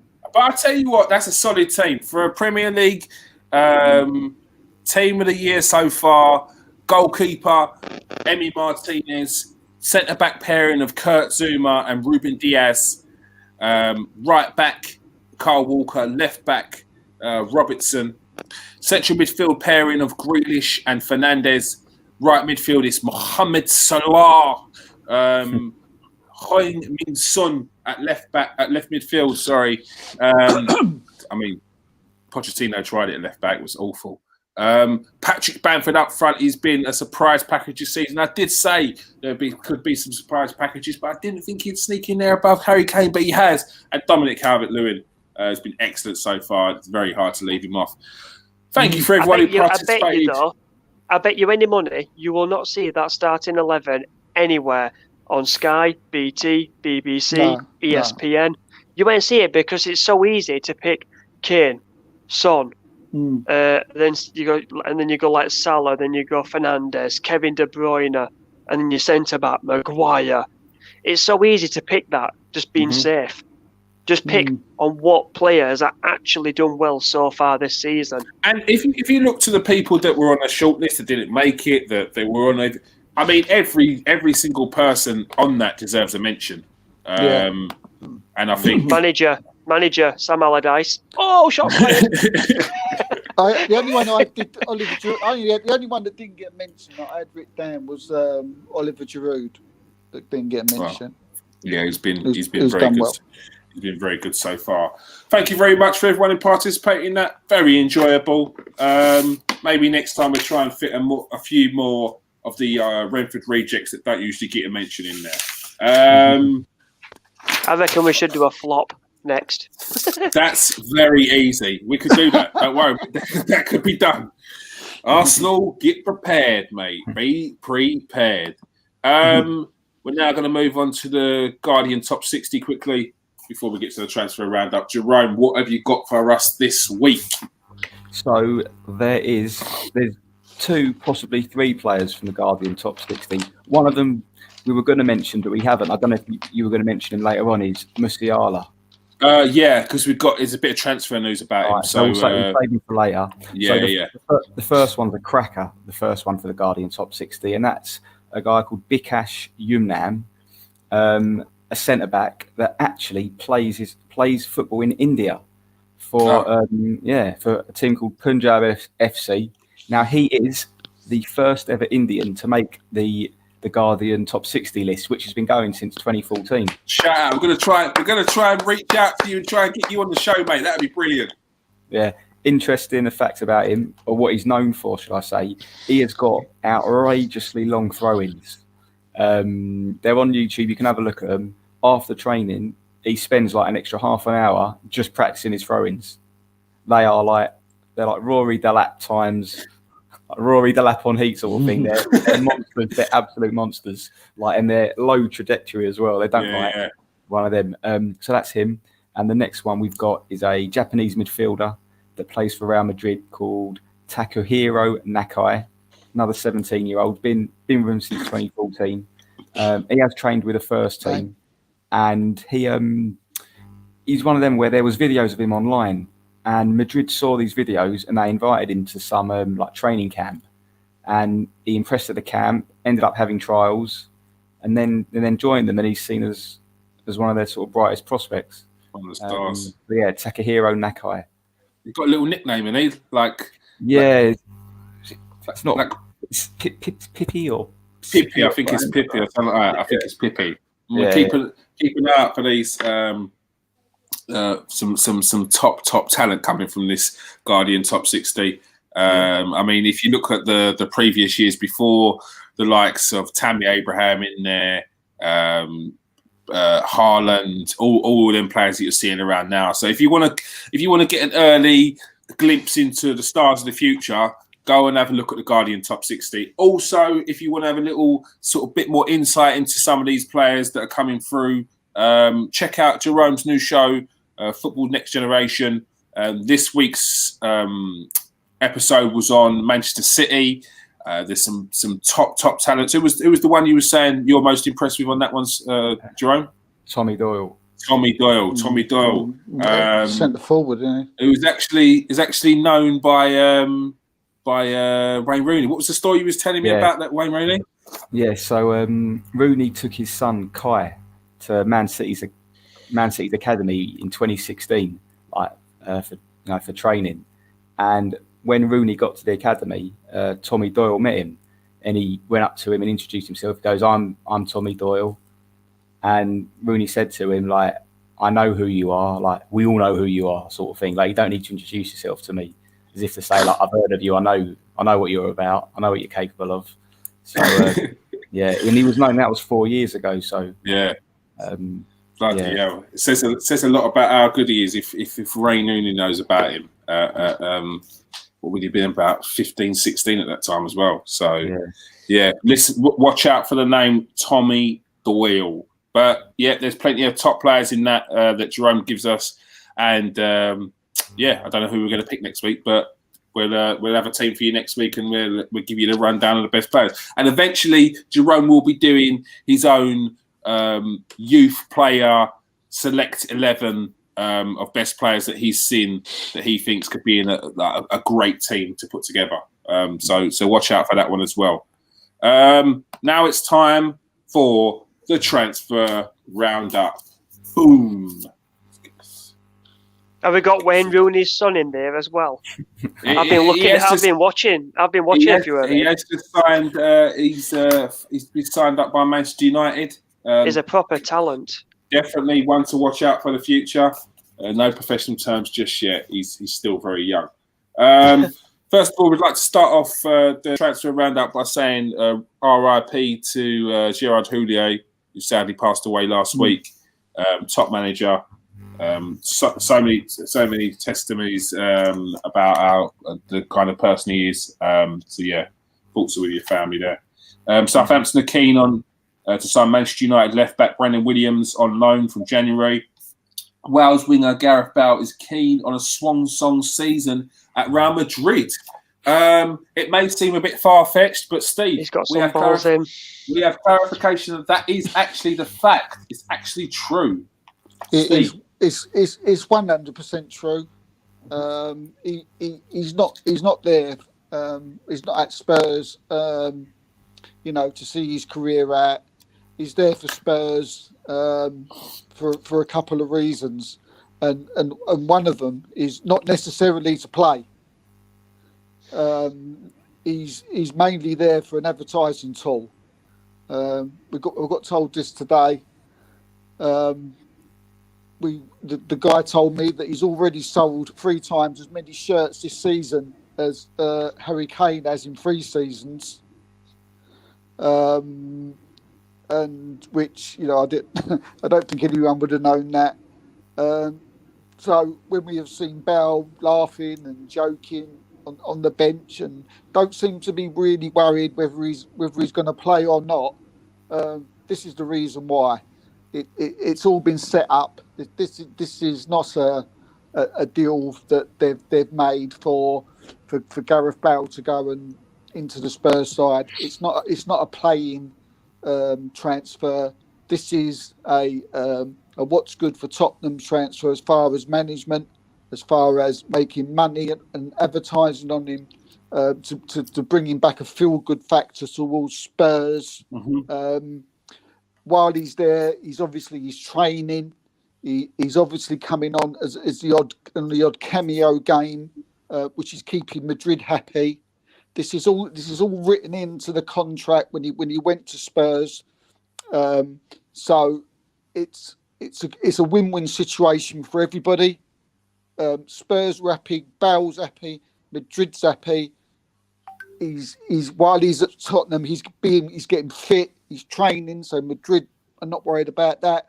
Spurs are making money, and as you can obviously see by the demeanour of Bale, that he's certainly not bothered whether he plays or not. So when you put together that after what I've just said to you, it just all fits like that. And the person that tells me this, believe me, this is true. He knows his agent, so that's what's happening. That's why Gareth Bale is at Spurs, not for playing reasons. He's not there for playing reasons. Yeah, it is. It makes sense though, it makes sense though watching him in that second half today. I didn't even know he was on the pitch until he's taking a throw in 91 minutes. But it makes sense on so many different levels for Tottenham as well. Oh, of course it does. Yeah, they've had to take a loan out at government for stadium, so they'll get him in to do shirt sales. Your shirt sales, I think, they're with Nike, aren't they? So Nike take a percentage of how many shirts that they sell, but then Tottenham will get a percentage of that as well. So that'll all go towards helping for the new stadium. Plus, there's that, and just having a winner around the team, and that goes for having someone like Joe Hart around the team. That winning mentality. You're talking about someone who's won Champions Leagues, league medals with Real Madrid, and someone who's won Premier League trophies with Manchester City in Joe Hart. So they can instill that winning mentality into the team, which I'm sure has had its benefits as well. I'd love to see that contract. I'd love to see that final where he's signing on the dotted line and what actually has been put in that contract for that deal. Who's paying what money, who's getting what as far as his advertising goes, his shirt deals. Are Madrid getting anything? But certainly you can see that Gareth Bale is not bothered about whether he plays for Spurs or not. That obviously stands out a mile, doesn't it? Yeah. I don't think Madrid are getting out for it. I don't think Madrid are getting anything. I think Madrid have just wanted to get him off the books, didn't they? It wasn't the best thing having him around the team. Yeah, and they're just They're happy now that he's just training. He's getting fitter, so that when he does come back, he has got that possibly. He has got that possibility of becoming the Gareth Bale when he first played. Yeah. It's no surprise as well that they've reached out to Luka Modric. Oh, Tottenham. Yeah, they've reached out to Luka Modric as well. Surprised. They've seen what this has generated, and they're probably going in for round 2. Arsenal defender William Saliba is keen on a loan in spelling England rather than going to France. This is from the Athletic. I've been told otherwise. I've been told, in fact, he's not interested in going out on loan at all, and that he'd go back to France, but only to Saint-Étienne. That's what I've been told. That he would only go to Saint-Étienne to help him out of trouble, but he doesn't want to go on loan. He's miffed as to why he's not playing at Arsenal at the moment. Currently the situation's not good. So let's hope they can get that resolved sooner rather than later. Everton are keen on keeping left-back Thierry Small, despite interest from Arsenal, Bayern Munich and Juventus. Jerome, you had a little look at him. What's he saying? Yeah, so he's a left-back. He's only 16, and he's trained with the first team. And Ancelotti reckons that even though he's only 16, physically he's ready to play with the first team. He's been with Everton since he was 11, and to be honest with you, the way he plays, he don't look like a left back at all. He's like a winger that he's just positioned at left back.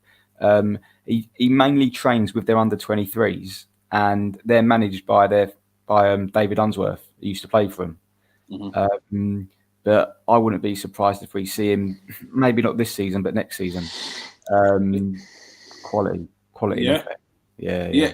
It seems as though Everton are getting a few more of their younger players moved up into the under 23s, because that was, I don't know whether you remember the Everton edition we did. One of the problems that I felt with that Everton team is there were a lot of players in the under 23s that were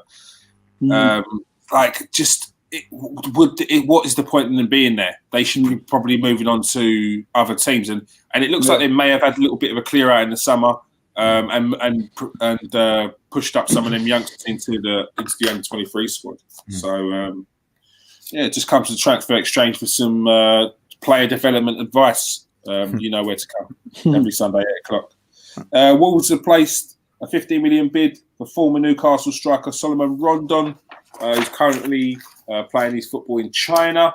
Benfica coach Jorge Jesus sent a message to Man City by telling the Portuguese TV he has no intention of losing striker Darwin Núñez in the January transfer window. We will see. Not according to his agent, though. What, his agent? Yeah, despite having talks with Manchester City. Quoted by his agent. There we go. So what do you think? This is kind of a summer thing, or do you think they're going to really push in January? Well, first it sounds like a bit of a mind game thing for a start. But it just sounds like it's trying to push up the money. But the fact that there's two stories, one coming out saying we've had talks with them, and the other one turning about we're not letting him go, he's going nowhere. All we can do is just wait and see how it pans out. But going to be an interesting one. League, and then like every game, it was like, he could get the sack. We could get the sack, and then he's taking points off of Chelsea. He's taking points off of City. I just don't understand it. Surely your job this season is to survive, and I know they dropped points against Fulham, but come on, you took points off teams you didn't expect to. So they're just too reactionary. It's like Watford. Watford's manager was manager of the month last month, and now this month he's been sacked. Yeah, it seems like there's something else in there. Do you know what I mean? I can't see it. I just can't see it being. I mean, when Phillips was at West Ham, if I can remember rightly, you'll tell me if I'm wrong, but I don't think he should have got the sack at West Ham. I don't think they was in that bad a position. The thing with West Ham, it was almost as if the move to the new stadium was put down to him that the form was so bad. But I don't know a team that moves to a new stadium and hits the ground running. I can't name one. Yeah. Tottenham have done pretty well considering their move. But even they had a bit of a bad patch at the start. But other than that, it's very hard to find a team that moves to a new stadium and keeps their. The only thing I worry about is that Sam Allardyce has came in, and he's never taken a team that back down to the Championship, and that means I've got to watch them. So I was that gutted when they come up. Yeah, now they've got Sam Allardyce. Stoke stayed there. Stoke stayed down, so that was good. But West Brom found their way in somehow. Bayern Munich are ready to hand attacking midfielder Jamal Musiala a new deal after growing interest from the Premier League. This is one who is also on the Guardian top 60 as well. So get your Guardian fix now. Jerome, what's he saying? He's one of the best players on that Guardian list. Oh, really? Yeah. Well, he's already playing for Munich at the moment. Yeah, I've seen him. He played the other day. The first team, yeah. So he was with Chelsea for a long time. I do remember this kid. He was there for about 8 years. Yes. He only moved to Munich last year. He has played for the German youth team, but he actually plays for the England under-21s at the moment. He was born in Germany but moved to England when he was about 7 years old. One of the most exciting young attacking midfielders in Europe. He slaloms in and out of players, moves the ball very quickly from one foot to the other, plays at a really high tempo. It might sound a bit silly, but imagine Serge Gnabry, but a taller, slimmer version that plays in central midfield. Can't get the ball apart. Quality player. So England need to make sure they get him get him a cap. Yeah, I think so. We don't produce these players, do we? It's you've got to send them away. I'll tell you what. Sorry, mate. We've been doing the Guardians and we've been doing the Golden Boys. Ever since we started, the transfer exchange show, and it's plain to see that, England just don't produce the amount of quality these other people do. Do you know what? We've got some serious players in there, but they haven't got patience. Yeah. Do you know what it is? I don't know whether they're coming through with some of the managers at some of these clubs. Like if you look at the likes of Tommy Doyle, you look at the likes of some of these players, you look at even the Arsenal that are coming through, the likes of Miguel Aziz has been brought into the first team training. Are these players getting brought through into the first team training if you've got different types of managers? I think it's because you've got that continental type of manager that they're coming through. You're starting to see these. I'm not sure if these are coming through if you've got your English manager in there. I just don't see it. I mean, I don't know. Sorry, Jerome, go on. All I was going to say is this guy, Jamal Musiala, I'll be very surprised if by the end of next season he hasn't played for England. I think he's different class, honestly. If he's one of those, he'll go into England's team he'll be one of the best players in it. That's how good he is. Like Grealish has made a big impact for England, right? This guy's different class. Where is he now? Where is he at the moment, Jerome? Bayern Munich. And he's playing for their first team. Yeah, he's in the team. That's you know what I mean? That's the thing. That says a lot. And the thing is, you can never see these players playing in our league, can you? You know what sums it up? This kid was at Chelsea up until last season. He's now playing the Bayern Munich first team. He ain't coming through at Chelsea. He ain't. And he was playing probably the same teams as Billy Gilmore. Now, why were we not talking about this kid in the same breath that we were talking about Billy Gilmore? Yeah. Why are we not talking about Jadon Sancho? Even Billy Gilmore, we're not really talking about him, are we? We're No, not talking about him on the breath like Jerome's just brought up this guy. No, but we've seen him play. Yeah. That's what I mean. We've seen him play. You hadn't even heard of this kid. He had to move to Bayern Munich, of all teams, to get a first team spot. Bayern Munich to get a game. I mean, I don't know if it's just Jerome's voice, right? But I'm getting excited already just like I haven't seen him play. No, Steve is good. He's good. But again, we go back to last week. We was talking about I brought up Phil Foden, and that's a prime example of like the quality that he has. Phil Foden, if he's playing in Germany and Spain, he's playing week in, week out. Yeah. Without fail. And that's at the top teams as well. He's playing week in, week out because he's a cut above. Now in Man City's team, he can stand next to these players and not stand out that he's just come through. He looks like he's been, but he's still not getting in that Man City team week in, week out. They're still looking for a David Silva type player. They're still looking for that something different. And that's Phil Foden. Yeah. Meant to be one of the best up and coming English players now. So we'll see. One to watch. Jamal Musiala. Mesut Ozil's agent says he's staying at Arsenal despite the club wanting him to leave. PSG are ready to negotiate a deal with Lyon midfielder Houssem Aouar. We've since had news that PSG have spoken to Aouar and agreed personal terms. So we will see where that one goes. But PSG still need to get rid of players to get players on the books, seeing as the French league has taken a massive hit, losing 2.5 billion euros in revenue since Telfoot Canal has ceased doing business. What Arsenal, baffles me is nobody wants to buy it. Nobody wants the TV rights. That's what baffles me. Nobody's coming in. Do you know what it is? It's I would see it like as a business kind of thing. Yeah, that I want to see these clubs on their knees, and then I'll be offering them a deal. Like, what's the sense in a company coming in now when it's still fresh and these clubs are still thinking they can get top money and top revenue, and like Canal Plus offered half of that money the season before. Canal Plus is well renowned for having a lot of the European channels. Like it's the thing, and the French league turned their nose up at that, and they weren't interested. So for Canal Plus to come in now and offer the same money they were offering at the start of the season would be silly.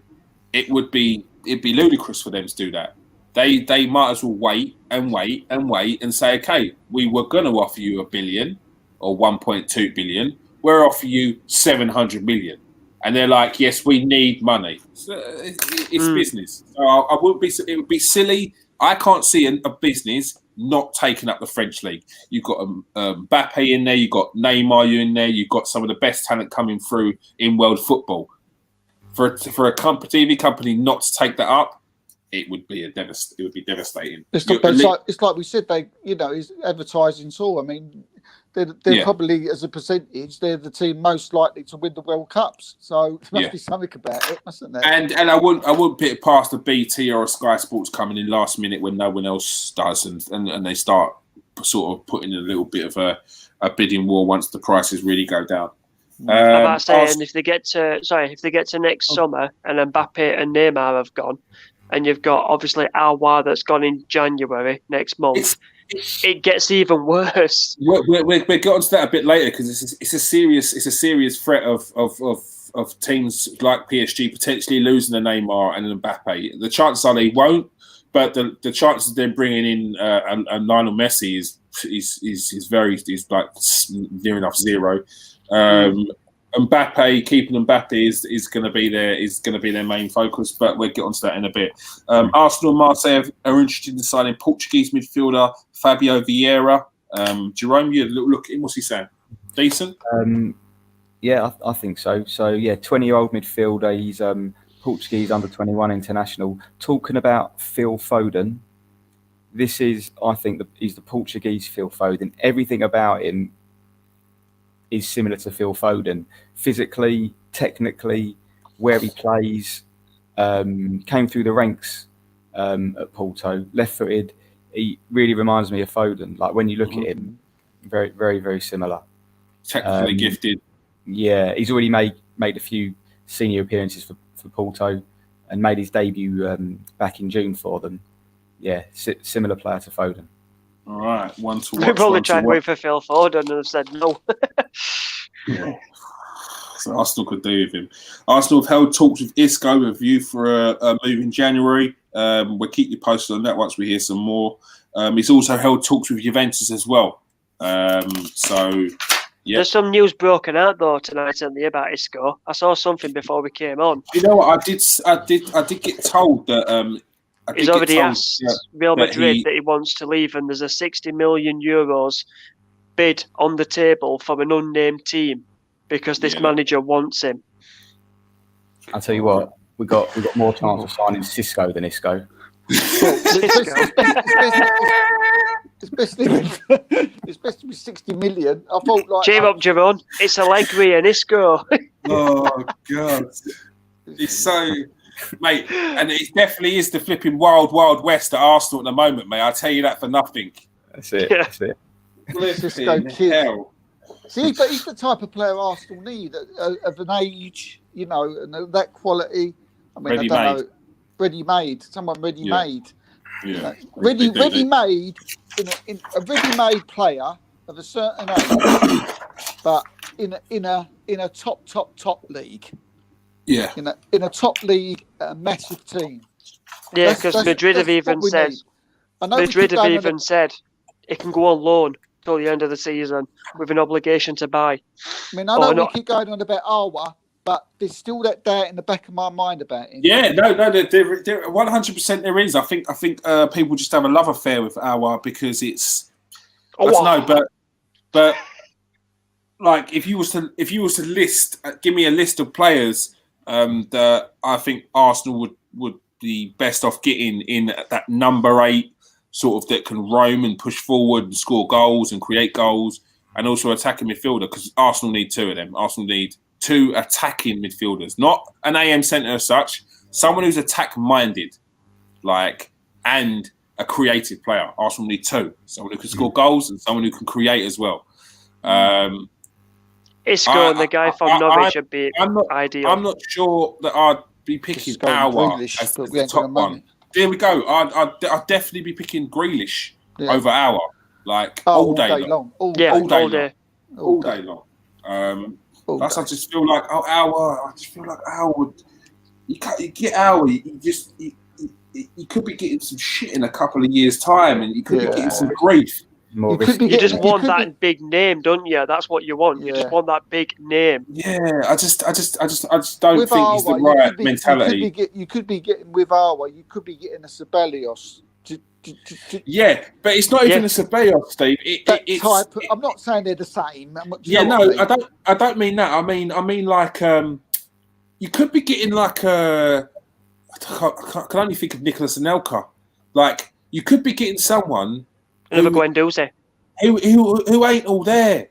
Not he's lost the plot, but mentally, is he mentally the right character for Arsenal? I don't think he is. From what I'm seeing, things that he's done on off the pitch, not refusing to train. You're the captain. Remember, you're the captain.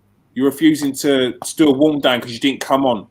Like these things are red flags for me in an Arsenal team that needs someone with strong mentality. Do you know what don't help either? And I'm not saying this happens at Arsenal because I'm not sure, because I've got a clue what happens at Arsenal. I used to think I knew, but God knows anymore what's going on there. But who's the one who has the final say on the site, on the site? You know, of the signings. Like who comes to the club? Are they both, Edu and Arteta? Do they both have their things? The thing is, or because if one's getting one and one's getting the other, right? You know, we're always saying, well, 1 week he's playing that team and 1 week he's playing the following team. Well, that's why, because there's players that someone's bought and there's players that another team that another guy's bought. So again, you're getting another mess. Yeah, I think I don't know the difference between a technical director and a director of football and a sporting director. It's all fucking confusing to me. But what I do know is there's a geezer up the road called Victor Orta, who is the director of football, and he looks for the best interest of the club and who is in charge. He is not interested in what he feels is right, because if it's not right for the manager, it's not right for the owner, then it ain't right. So I think that's what we need to start getting. Well, your technical director is someone that the manager says, I want a attacking midfielder. I want a number 10, but can score, create, and do an assist and control the midfield. The technical director then goes out and finds those it's like a scout basically. Goes out and finds them sort of players. Then when he's found the players, then when you found the players, say you found 5, you go then to your director of football, which then will get involved with the manager, will show you the 5 that they found, and if he picks 3 out of the 5, then he goes with the technical director, like contract negotiator as well. They both go and interview these players and agents and see what's what. And if they narrow it down to finding just 2 players that they're really interested in, that's when you go to the owner of your club and show them what they're going to do, how they're going to improve, and all this. Then when it's done, that's when you get the deal done, basically. Right. But this is why I just quickly move. I know you don't want to talk about Arsenal all night, but this is why it goes back to me now that thinks that Arsene Wenger was right when he used to say, "No, I do it, or I pick the players. I tell you want to sign. You know, why do I want a sporting director? I don't need this person." And I think he's been proved right. What it is, is it goes back to this high turnover or turnover of managers. Clubs had a problem where they were getting managers bringing in the player, and then you'll get the next manager in who would not like the players that the previous managers brought in and had to bring in his own players, leaving clubs in disrepair because they've got wages and players on the books that they can't get rid of. Similar situation to what Arsenal are in now, yet they do not run that system anymore. So I don't know what's not working there or whatnot, The problem is, it doesn't seem like there's a structure at Arsenal where someone's doing that, where someone's bringing in the right players, bringing in players for coaches to come in. But the thing is with Arsenal is if they want to do that long-term thing with the manager, then it kind of contradicts themselves by having technical director bring in the players. You've got a long-term manager who should have his view on players anyway. But I think Arsenal do it in a mixed way where they work together, they liaise, and they find the players they want. I mean, my point is, you can't. I don't think you can have 2 people picking players to come to a club when one wants them when the manager or don't want them. I think you're on a thing to disaster by doing that. No, I think you are as well, but that depends on the relationship between the technical director and the manager. We've just said Bielsa and Orta down the road have a tremendous relationship where he comes to him with players and he makes sure that these are the players that the manager wants, which is what the technical director, the director of football, they should be doing themselves. I don't know that they're doing that. I don't know what's going on there. But what I can say is the names that I've been seeing on the list of players that Arsenal have been interested in or linked with, the legit list, not the ones you see in the papers, the names that we keep seeing, they're not bad names. We're just not getting them over the line on the transfers. Whether they're players that are well out of our remit, that's another question. And they should be looking towards the James Ward-Prowses. They should be looking towards the players that have done it in the Premier League, then to make that next step up and then slowly progress that way. I don't know. Arsenal are in a hole right now, so let's move on from that. Clubs in Spain, Germany, and the Premier League, including Everton, Crystal Palace, and Fulham, are watching Fenerbahce midfielder Ozan Tufan. Jerome, what's he saying? 25-year-old, been with Fenerbahce since 2015, and for someone that's only 25, he's already played 53 times for Turkey. He's mainly a central midfielder, but he's quite versatile, can play a couple of different positions. So he's quite aggressive, got a bit of shithousery in him, like winds up. Now with him, he was actually supposed to sign for Palace in 2018. It was all agreed, but they had a player Palace. Remember Bakary Sakho? Yeah. So he got injured, and so they ended up signing Sorloth instead. of two instead of this Ozan Tufan. Yeah. So yeah, it goes with it. yeah. Quality-wise, he hasn't really got like a sort of standout quality. Just sort of quite an aggressive, put a shift in for you central midfielder. Yeah, probably a replacement for who's their penalty taker? Not Mihailovic. I can't think of his name. That's the penalty taker, Mihailovic. Milovic. Milovic. He was there. No, Jerome, you was there. You was there. You was don't doubt yourself, man. You was there. You had it. Milivojevic. Yeah. Milivojevic. Something like that. Crucified these names. I've got to sort it out. Otherwise, we're going nowhere if we can't pronounce people's names. Manchester United are very interested in signing West Ham midfielder Declan Rice as a replacement for Paul Pogba. Some people kind of question that, but if you've got someone in the team that's not getting in the team because Paul Pogba's in the team, in Donny van der Beek, then you'll be buying for a replacement for Paul Pogba, but not a like for Paul Pogba. So it could be very confusing, but it's one in, one out, just a different position than what the one out is. So yeah, there we go. Chelsea defender Tomori is set to go on loan to Rennes until the end of the season. Wolves are monitoring Liverpool forward Divock Origi. That was a story we had in the summer. It looks like they're going to be pressing for their interest again. Manchester United are working on a move for Marcos Rojo to Newcastle. Steve, more information on that? Yeah, a little bit of information on Marcos Rojo to Newcastle. He's got 6 months left on his contract. But Newcastle want a loan. Makes no sense, does it? Oh, it does. But it does make sense when you hear that what's in progress at the moment is that Rojo and the agent and Manchester United, they're in the process of freeing up another year's option on Rojo's contract.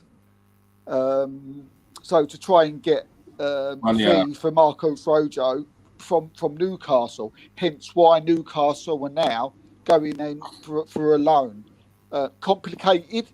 Well, that's the wells of transfers, my friend. It's not something new. Lovren was also last season had. I think he's actually going on a free, and he only had a couple of months left in his contract. And Liverpool actually signed him up for an extra year, so that they could get money from Zenit St. Petersburg for him, and they end up getting 10 million for him. So players have this loyalty to clubs sometimes when they seem to have sort of given them a good career and sort of give it back. The only thing is, if they turn out that they can't get rid of him, and Newcastle in the end say that they don't want him, then they're stuck with him again, aren't they? They're stuck with Marcos Rojo, and they're stuck with another player who's not playing, and they're stuck with another player who they're going to pay wages to. It's very risky to try and earn a little bit of money. Anything to get out, because when he said, "Oh yeah," I mean, the guy asked, and he said, "Yeah, Marcos Rojo, he's on a 6 month contract, but Newcastle want a loan." But straight away I went, "What? How does that?" But then he went on to tell me about what I've just told you. So, yeah, but we've got to remember that Arsenal took Cedric Soares on loan from Southampton with 6 months left on his contract. They took him on loan for £2 million, and at the end of the season, they got him on a free, signed him on a permanent deal. So these things happen in football. It seems odd, seems very weird, but there's always things in especially in transfers that end up surprising you. Liverpool have added Roma centre-back Roger Ibanez to the list of transfer targets. Jerome, you had a little look in. What's this guy saying? Brazilian, 22, as you say, centre-back. He's on loan from Atalanta at the moment at Roma, but they reckon it should become a permanent deal. Initially, he was a centre midfielder, but he's sort of got moved back over the years to centre back, and he plays for the Brazil under-23s.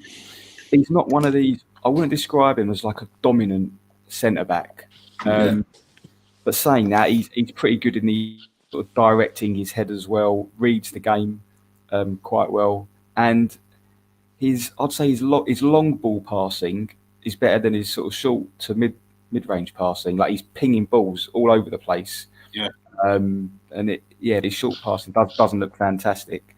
He's all right. I wouldn't think he'd be starting. It'd be just like a squad player. I mean, Liverpool, there's a lot of names that are being banned around Liverpool at the moment. Ozil could back. We're going to get onto that story in a second. Seems like he could be on his way to AC Milan. I'm sure there's going to be plenty more names that are going to be coming up. But the guy that's dropped in at Liverpool at the moment, is it Williams? Yeah. He's doing really good. He's doing very good. They've got Phillips as well was dropped in there, isn't he? Yeah, they've done well to cover that position, though. So I wouldn't be surprised if they just stick what they've got. Yeah, but that remains to be seen. Steve, you got a little bit on Daniel James? Yeah, Daniel James, who played today, which shocked me. And scored. and scored today, yeah. Uh-huh.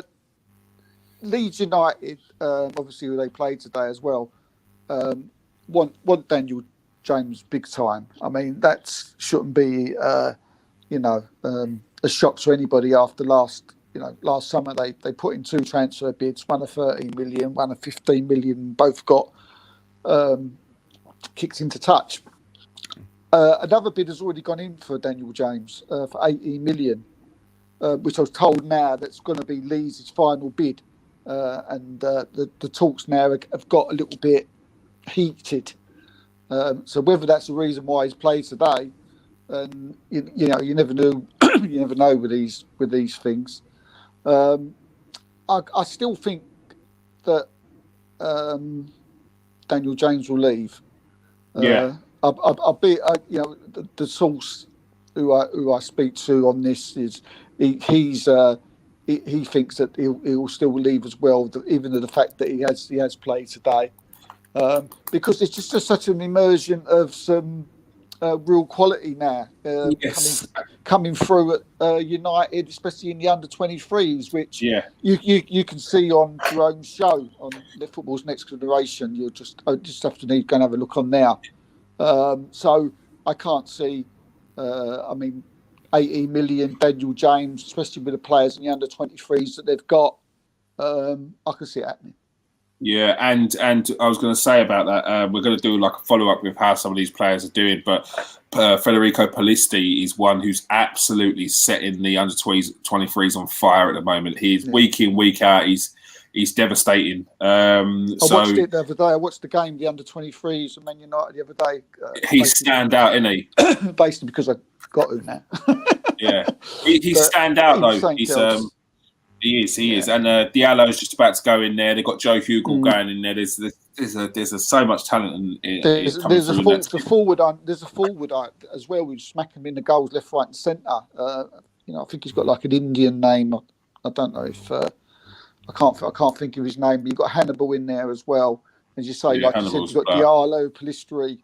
To get 80 million for James seems like a bit of a no-brainer to me. When you've got all that quality in. Yeah. Arsenal monitoring the progress of 20-year-old Senegalese winger Abdullah Sima, labelled the new Thierry Henry. You may be thinking I'm giving quite a few Arsenal news here, but Arsenal need players, and this is the news that seems to be coming out. It's Man United, Arsenal, Chelsea, and Liverpool are the teams that everyone seems to be buying. So that's why they come up. But Jerome, you had a little look at him. Labelled the next Thierry Henry. That's a pair of boots to fill with it. Well, yeah. Well, he mainly plays on the right wing, to be honest. So maybe he can be the backup to Willian. He's got some stick tonight, and William, isn't he? Back up to Pepe. He's got some stick. Where's George Lewis? Get him in. George Lewis. Yeah. I mean, I'm sure he won't. I'm sure he'll be getting a game soon. Yeah. Denise Lewis will probably get a game soon at Arsenal, mate. God, you're over yourself. Yeah, he's at Slavia Prague. He joined them in the summer, and I guess it's probably this season where he's really stood out. His goal scoring record for a winger, I suppose, is amazing. He scored 6 in 6 in the league, 13 in 18 in all competitions. But unlike Henry, he's excellent in the air. A lot of his goals are headers, and I guess like what Ronaldo does, where he sort of hangs up in the air. He leaps, doesn't he? And he stays does. there as well. He stays there. Got quite a nice sign him. Yeah, quite a nice as well. Yeah, no, yeah. The amount of crosses we put in box, sign him. Martinelli's got a good header on him. Yeah, no. The thing is, I'm going Arsenal again. Yeah, I know. But I've been drawn into this one. I started, so I shall finish. The thing is with Arsenal, there's a lot of talk about they're putting in crosses, yeah. But go and have a look at Man City. What they're putting in crosses. They are doing exactly the same thing, yeah. But they are putting in crosses to people's feet. They are putting in crosses to danger areas.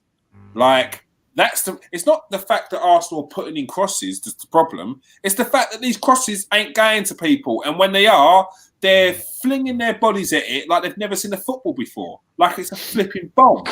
I saw Lacazette try and do a scissors kick. It would have been worse than me doing a scissors kick. It was embarrassing.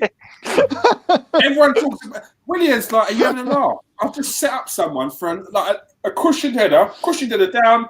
There we go, hit it on the volley, Lacazette, and he's flipped over on a banana peel. It's embarrassing. It's embarrassing. It's getting laughable now, isn't it? I can't take it. I can't take it. It is embarrassing. It's embarrassing. We've got people on the other side of the flipping pond telling me, yeah, that if Allegri was the manager, that header that Rob Holding would have headed would have gone 3 inches lower and gone in the top corner. What a clown! You stood outside the Emirates, yeah, for this. You're a bunch of jokers. Absolute jokers. It's embarrassing. I mean, the biggest backing what you wanted. Again, we brought out rather than hiding. We brought out a situation that we was trying to put out, like Phil Foden. We to explain what we meant last week. This week we're talking about the crosses and in the box, right? Some of the best crosses of the ball, right, are Liverpool's fullbacks, right, and that Robinson and Trent Alexander. Right, okay. Their forwards are about 5'2". Thank you, Steve. Thank you. Right. Robinson whips in a ball week in, week out. Early balls. Do you know what I got told? There's no point in crossing that ball early because there's percentages of that cross. Tell me, no, because Robinson does it on a weekly basis, and he came from Hull. And before that he was playing for flipping Motherwell or wherever it was. So don't tell me that someone can't whip in a cross and it goes to feet. Nonsense. Don't tell me that players can't run forward with the ball aggressively, running at players. Nonsense. How are we talking about the manager in this situation? We should be talking about the players on the flipping pitch. They keep on hiding after manager. They hid in the last 2 years of Wenger. They hid it under Emery. They hid under Ljungberg. Now they're hiding behind flipping Arteta after doing it for 8 months. And you want to tell me that he can't hack it? Get in the bin. This goes on for about another hour. I'm going toe-to-toe with anyone that wants to. Toe-to-toe. Toe-to-toe. I don't mean fighting. I mean that. Verbal. I mean, I'm in one box. You're in the other. Mic out. Bosh. Can't hack it. Just need a bit of common sense. But just remember, you stood out the Emirates with pitchforks and lanterns, yeah? That's where you stood. You said, get out of my club. You're a dinosaur. So the most highly respected man this club has ever seen. Just remember, you boys said that. And you get what you deserve. All right. West Ham are have extended Mikel Antonio's contract till 2023. Super agent George Mendes is working with Liverpool to try and broker a move to Kylian Mbappe. Hold on. And in the news today, PSG slump in revenue in 2020 could see plans for keeping forward Kylian Mbappe out the window, even if they sell some of their top players. Yep. So, Kylian Mbappe looks like he's going to be leaving PSG this season. As we've spoken about previously, he's not engineered, but he's set out his plans, what he wants to do, and he doesn't want to spend all his career at PSG. He doesn't want to be sort of priced out of a move when it comes to either going to Real Madrid or the next move. He's got a footballing journey that he wants to go on, and I fully respect that. So we're going to be keeping tabs on it right now. He's held talks with Liverpool. And I'm sure there will be plenty of other teams that he'll be holding talks with in the not too distant future, because he can start talking to. Well, we can't start talking to clubs, but he can start getting serious about talking to clubs behind the scenes come January if he's going to start to engineer a move in the summer. Pablo Dybala and Bernardeschi are among the players being offered in exchange for Paul Pogba. Barcelona are willing to sell playmaker Philippe Coutinho. What a turnaround that is. Willing, they kind of have to, because they have zero money. Brighton and Mali midfielder Yves Bissouma is a target for Liverpool. Last week it was also there was also links with Arsenal for this central midfielder. Jerome, you had a little look at him. What's he saying? Yeah, well, we know about Bissouma, don't we? We know about him. We know that. He another one that joined from Lille in 2018. That's where it came from. As you said, he plays for Mali, but it was actually born in the Ivory Coast. A proper, energetic, mobile central midfielder, breaks up play, very tough in the tackle, excellent ball retention. Probably another sort of midfielder that especially Arsenal could do with, probably. Yeah. just every single player. Do you know when Jerome was talking like that, and he was explaining about the player? Like, all I could think, I was dreaming. It was like a bubble coming back in the head, and I could imagine I was seeing him running about the Emirates, doing exactly what he was saying. No, he was in a Brighton shirt, winning the ball off of our midfielders. I remember him walking up to Monreal and just looking at him and going, and just laughing. Liverpool target Ozil Kabak is close to making a decision on his future and is said to favour a move to AC Milan. Manchester City are prepared to listen to offers for Alexander Zinchenko. I'm sure Steve will look into that. Mohamed Salah says his future is in the club's hands, but he's open to a move to Real Madrid and Barcelona. Well, good luck there, mate, unless you're going to pay for it yourself.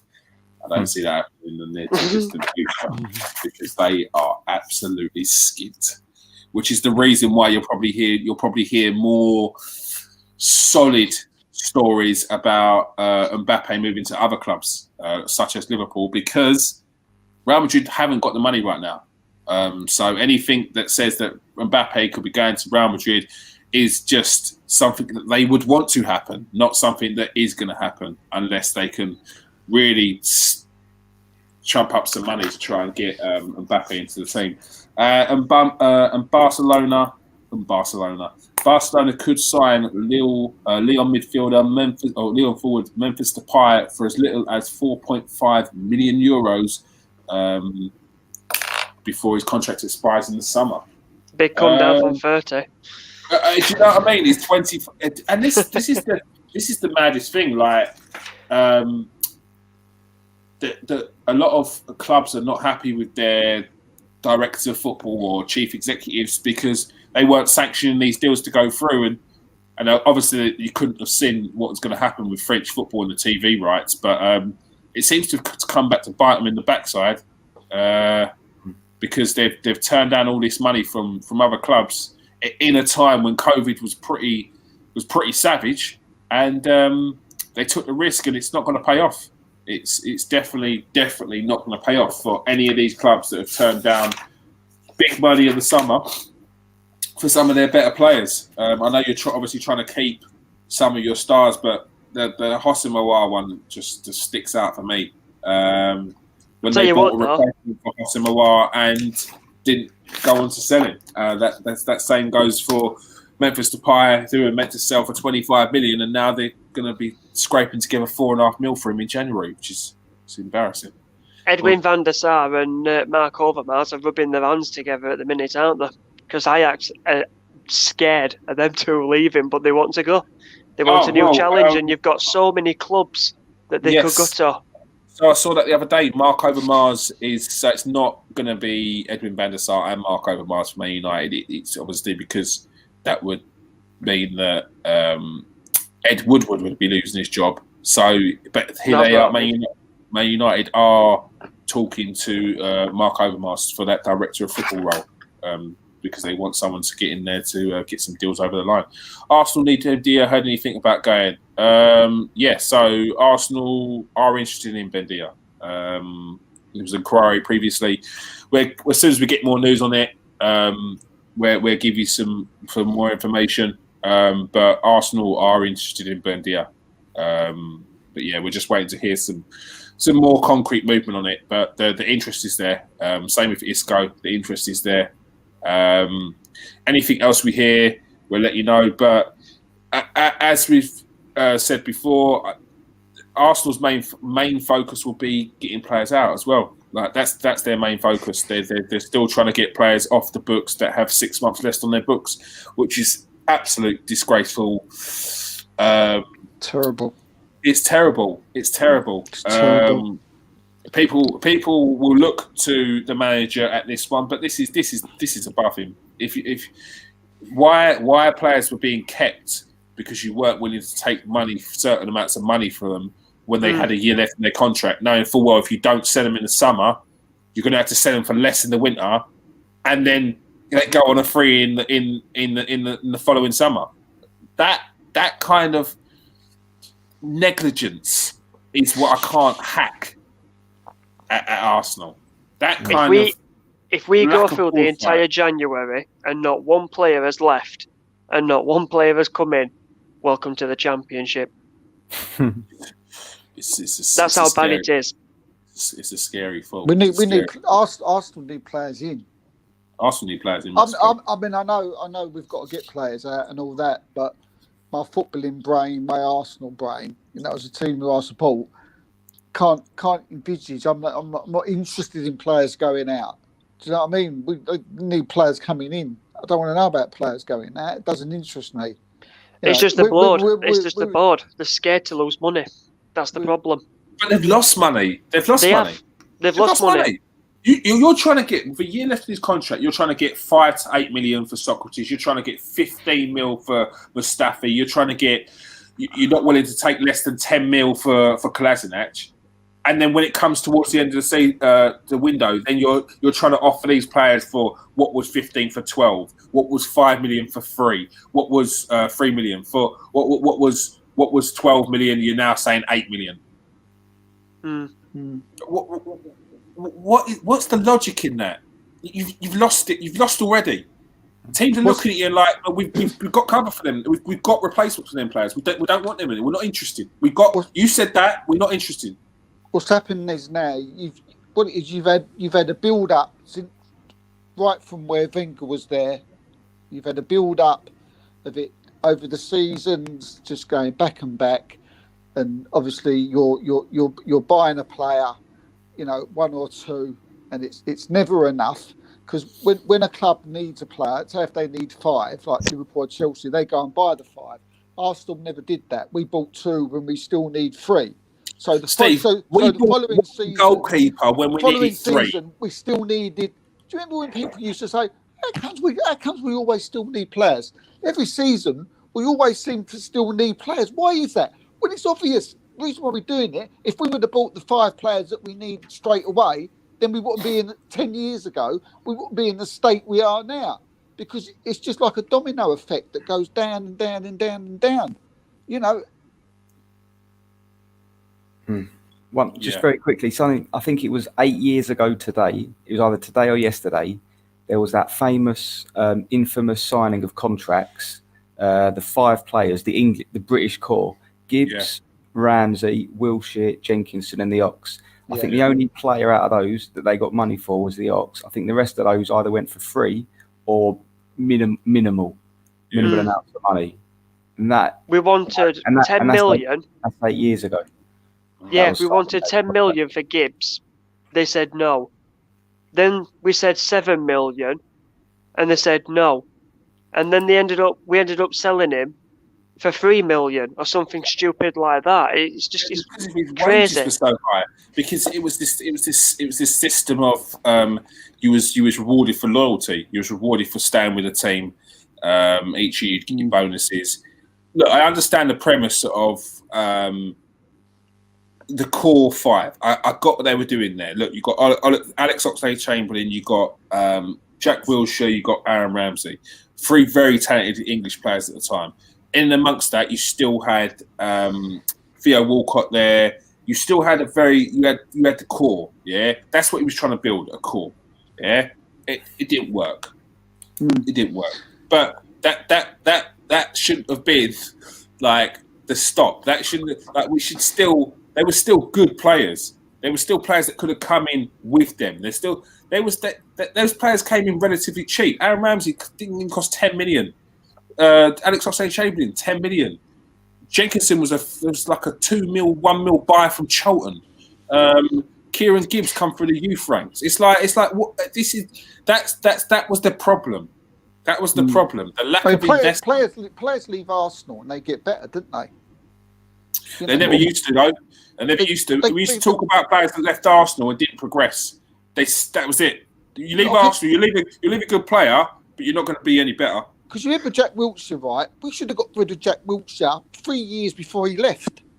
And I used to say you got to get rid of him. But we used to say, oh no, I better not get rid of Jack Wilshere because the fans will go mad. But other clubs wouldn't do that. They'd go, no, he's not doing it.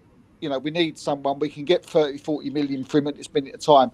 Let's get rid. But we was all like, oh no, Jack Wilshere is part of the, the thing. You've got a player who was playing with him, right? 5-6 years ago, who we sold, right? Aaron Ramsey, who is smashing it at Juventus in the last few weeks, and I know he is because I talk to someone inside Juventus all the time. And this weekend, he smashed it. He ran the midfield this week in Juventus with who he played. Yeah, we're telling him how many people said you didn't know what he did? I don't know what he does. He's overrated. I don't know what he does. Well, I don't know. I was gutted when he left. I had so many people tell me he doesn't do anything. We could get anyone else in. Anyone could do that role that he does. But it's funny how you don't realise what people actually do until they're gone. That's the thing. These people don't realise what these players do for the team until they're gone, until they're not there. It's why you notice them when they're injured. Oh, nice to have Ramsey back. Okay, Ramsey wasn't the best player in the world, but I'll tell you what, if you're talking about someone who could get that ball in midfield and take it forward for the strikers and then nip it with a few goals in the season, Aaron Ramsey's your guy. Yeah. Because he had that work rate, he was always in the right place at the right time. Yeah, you stick him on the right, it didn't work every now and again. Yeah, he had his off days. Everyone has their off days. Ramsey, of course, Ramsey started. It's not even a question, Steve. I'm about to kick you off the show for that question. No, that's what I mean. It's not a question, is it? It ain't a question. It's not a question, mate. It's not a question. Would Chamberlain start now? Chamberlain starts now. Would Drew be starting instead of Lacazette? My mate sent me a video. My mate sent me a video, yeah. No football brains. And he was like about Mesut Ozil. I said, look, it's over now. We've got to move on. He's got 6 months left. Arsenal just need to invest and buy a player. Yeah. And he showed me this video, yeah.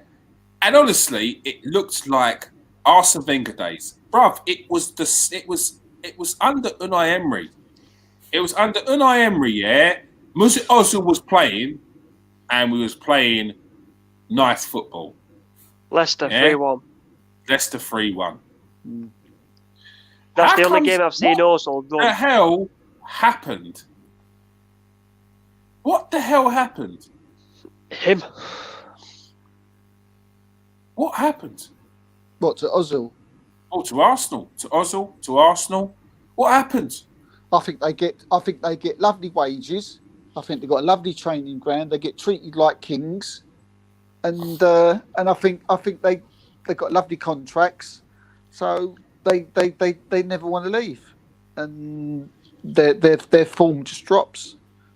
And we're it's not hard to work out though as well. When Mourinho was at Chelsea and he just won the league, that following year, David Luiz, Eden Hazard, Diego Costa, Willian, that's two that are with us now, and somebody else, Oscar, I think it was, that drove Mourinho out of Chelsea by not performing and just turning up whenever they feel like it. That's what we're stuck with at the minute. Yeah, but the difference between like our team and Chelsea's team is like chalk and cheese. Like, some of our players just don't want to play for the badge. They don't care. Our players to Chelsea's team, you know, when our team, if you're saying like our team sort of down tools now, for instance, or Chelsea's team's down tools, let's say they both did, you know, Chelsea can just, okay, we'll just pick up for the next manager and do the business. Our players can't do that because they're nowhere near the quality of Chelsea. That's it. And then you've got your right back. I know it's singling him out again, but you've got your right back where we've just lost to Liverpool 3-1, and he does an interview saying, "Well, it's normal now losing at Anfield." What? Yeah, he said that on his podcast as well. More than a footballer, it shouldn't be anything but a footballer. But for all that, there's so many flaws in that team. Other than just that, like, yes, and Hector Bellerin has been dropped. Ainsley Maitland-Niles came in and looked like he could hold down that spot. But there's a lot more than that. It's but Ainsley Maitland-Niles ain't the answer, is it? No, Ainsley. No, because he don't want to be a right back, but he'll do it for a job. But one thing I did notice with Ainsley Maitland-Niles, as tough and as thingy as he got ripped. on that. He's up against Richarlison though as well. I mean, it was like Richarlison was like he was chasing 2 yards behind him, and he just literally went past him. You know, he gave him like a 2-yard start, and then Godfrey went, "Whoa, hold on a minute, I'll give you a go, see if I'm faster." He did. He belted it down there, didn't he? And he just went Godfrey's past him, rapid. and I was looking at it, and I was thinking, God, who's next? You know, there was just, and we ain't got a decent right back. We haven't got a decent, what's the name for Tierney backup. With the centre backs, well, it's a total mess. I can't even get my head around it anymore.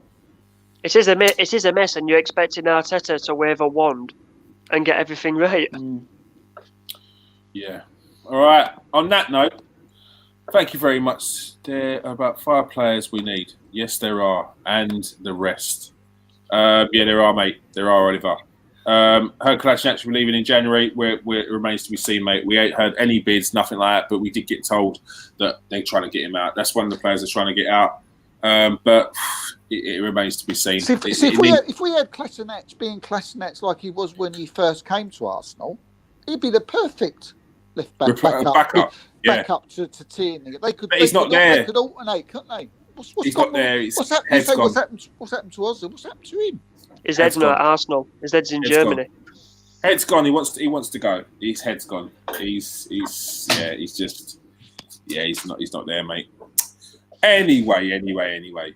Thank you very much for joining us tonight, people. Let me look. Here we go. Oliver M53221003. Thank you very much for joining us. Not seen you many times before, Oliver. Thanks for joining us, man. Very good comments in there. Seradif Ray, thank you very much for joining us. Regular Gunners 007 Raven. Thank you very much. Pep 27V2. Anything on Arteta? No, mate. Maya 52019081. Thank you very much for joining us. Love Rami. Thank you very much. Glenn Cook regular. Rennie Kelly regular. Peter G. Thank you very much for joining us, Peter G.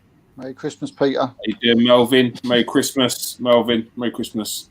Matt Williams, thank you very much for joining us. H45, thank you very much for joining us. Boom. Merry Christmas, everyone. Thank you very much for tonight, Jerome. Cheers. Thank you. Obviously, don't forget to check out Jerome's show. Merry Christmas. Don't forget to check out Jerome's show, Football Next Generation, Man City edition this week. Next week, we're going to be coming up with a different team. We're going to be doing a Select 11. That'll be a mixture of players that we've spoken about from the top 60 and players that have been spoken about from the youth teams. So definitely watch that one. Thank you very much for joining us tonight, Simon. Cheers, everyone. Boom. And thank you very much for joining us tonight, Steve. Yeah, thanks for joining us, everyone. Merry Christmas, everybody. You see how we were so happy when we was talking about the Select 11. Only one Arsenal player got mentioned. By the end of this pod, 2 hours later, we're strained because the last 20 minutes we spoke about Arsenal. We've got nothing left, mate. This is what you do to us. All right. Thank you very much for everyone for joining us. Make sure you join us next week. Merry Christmas, Christmas Friday. So Merry Christmas to everyone. Those who don't celebrate Christmas, just merry. Just be merry. Be happy. Peace out. Stay safe.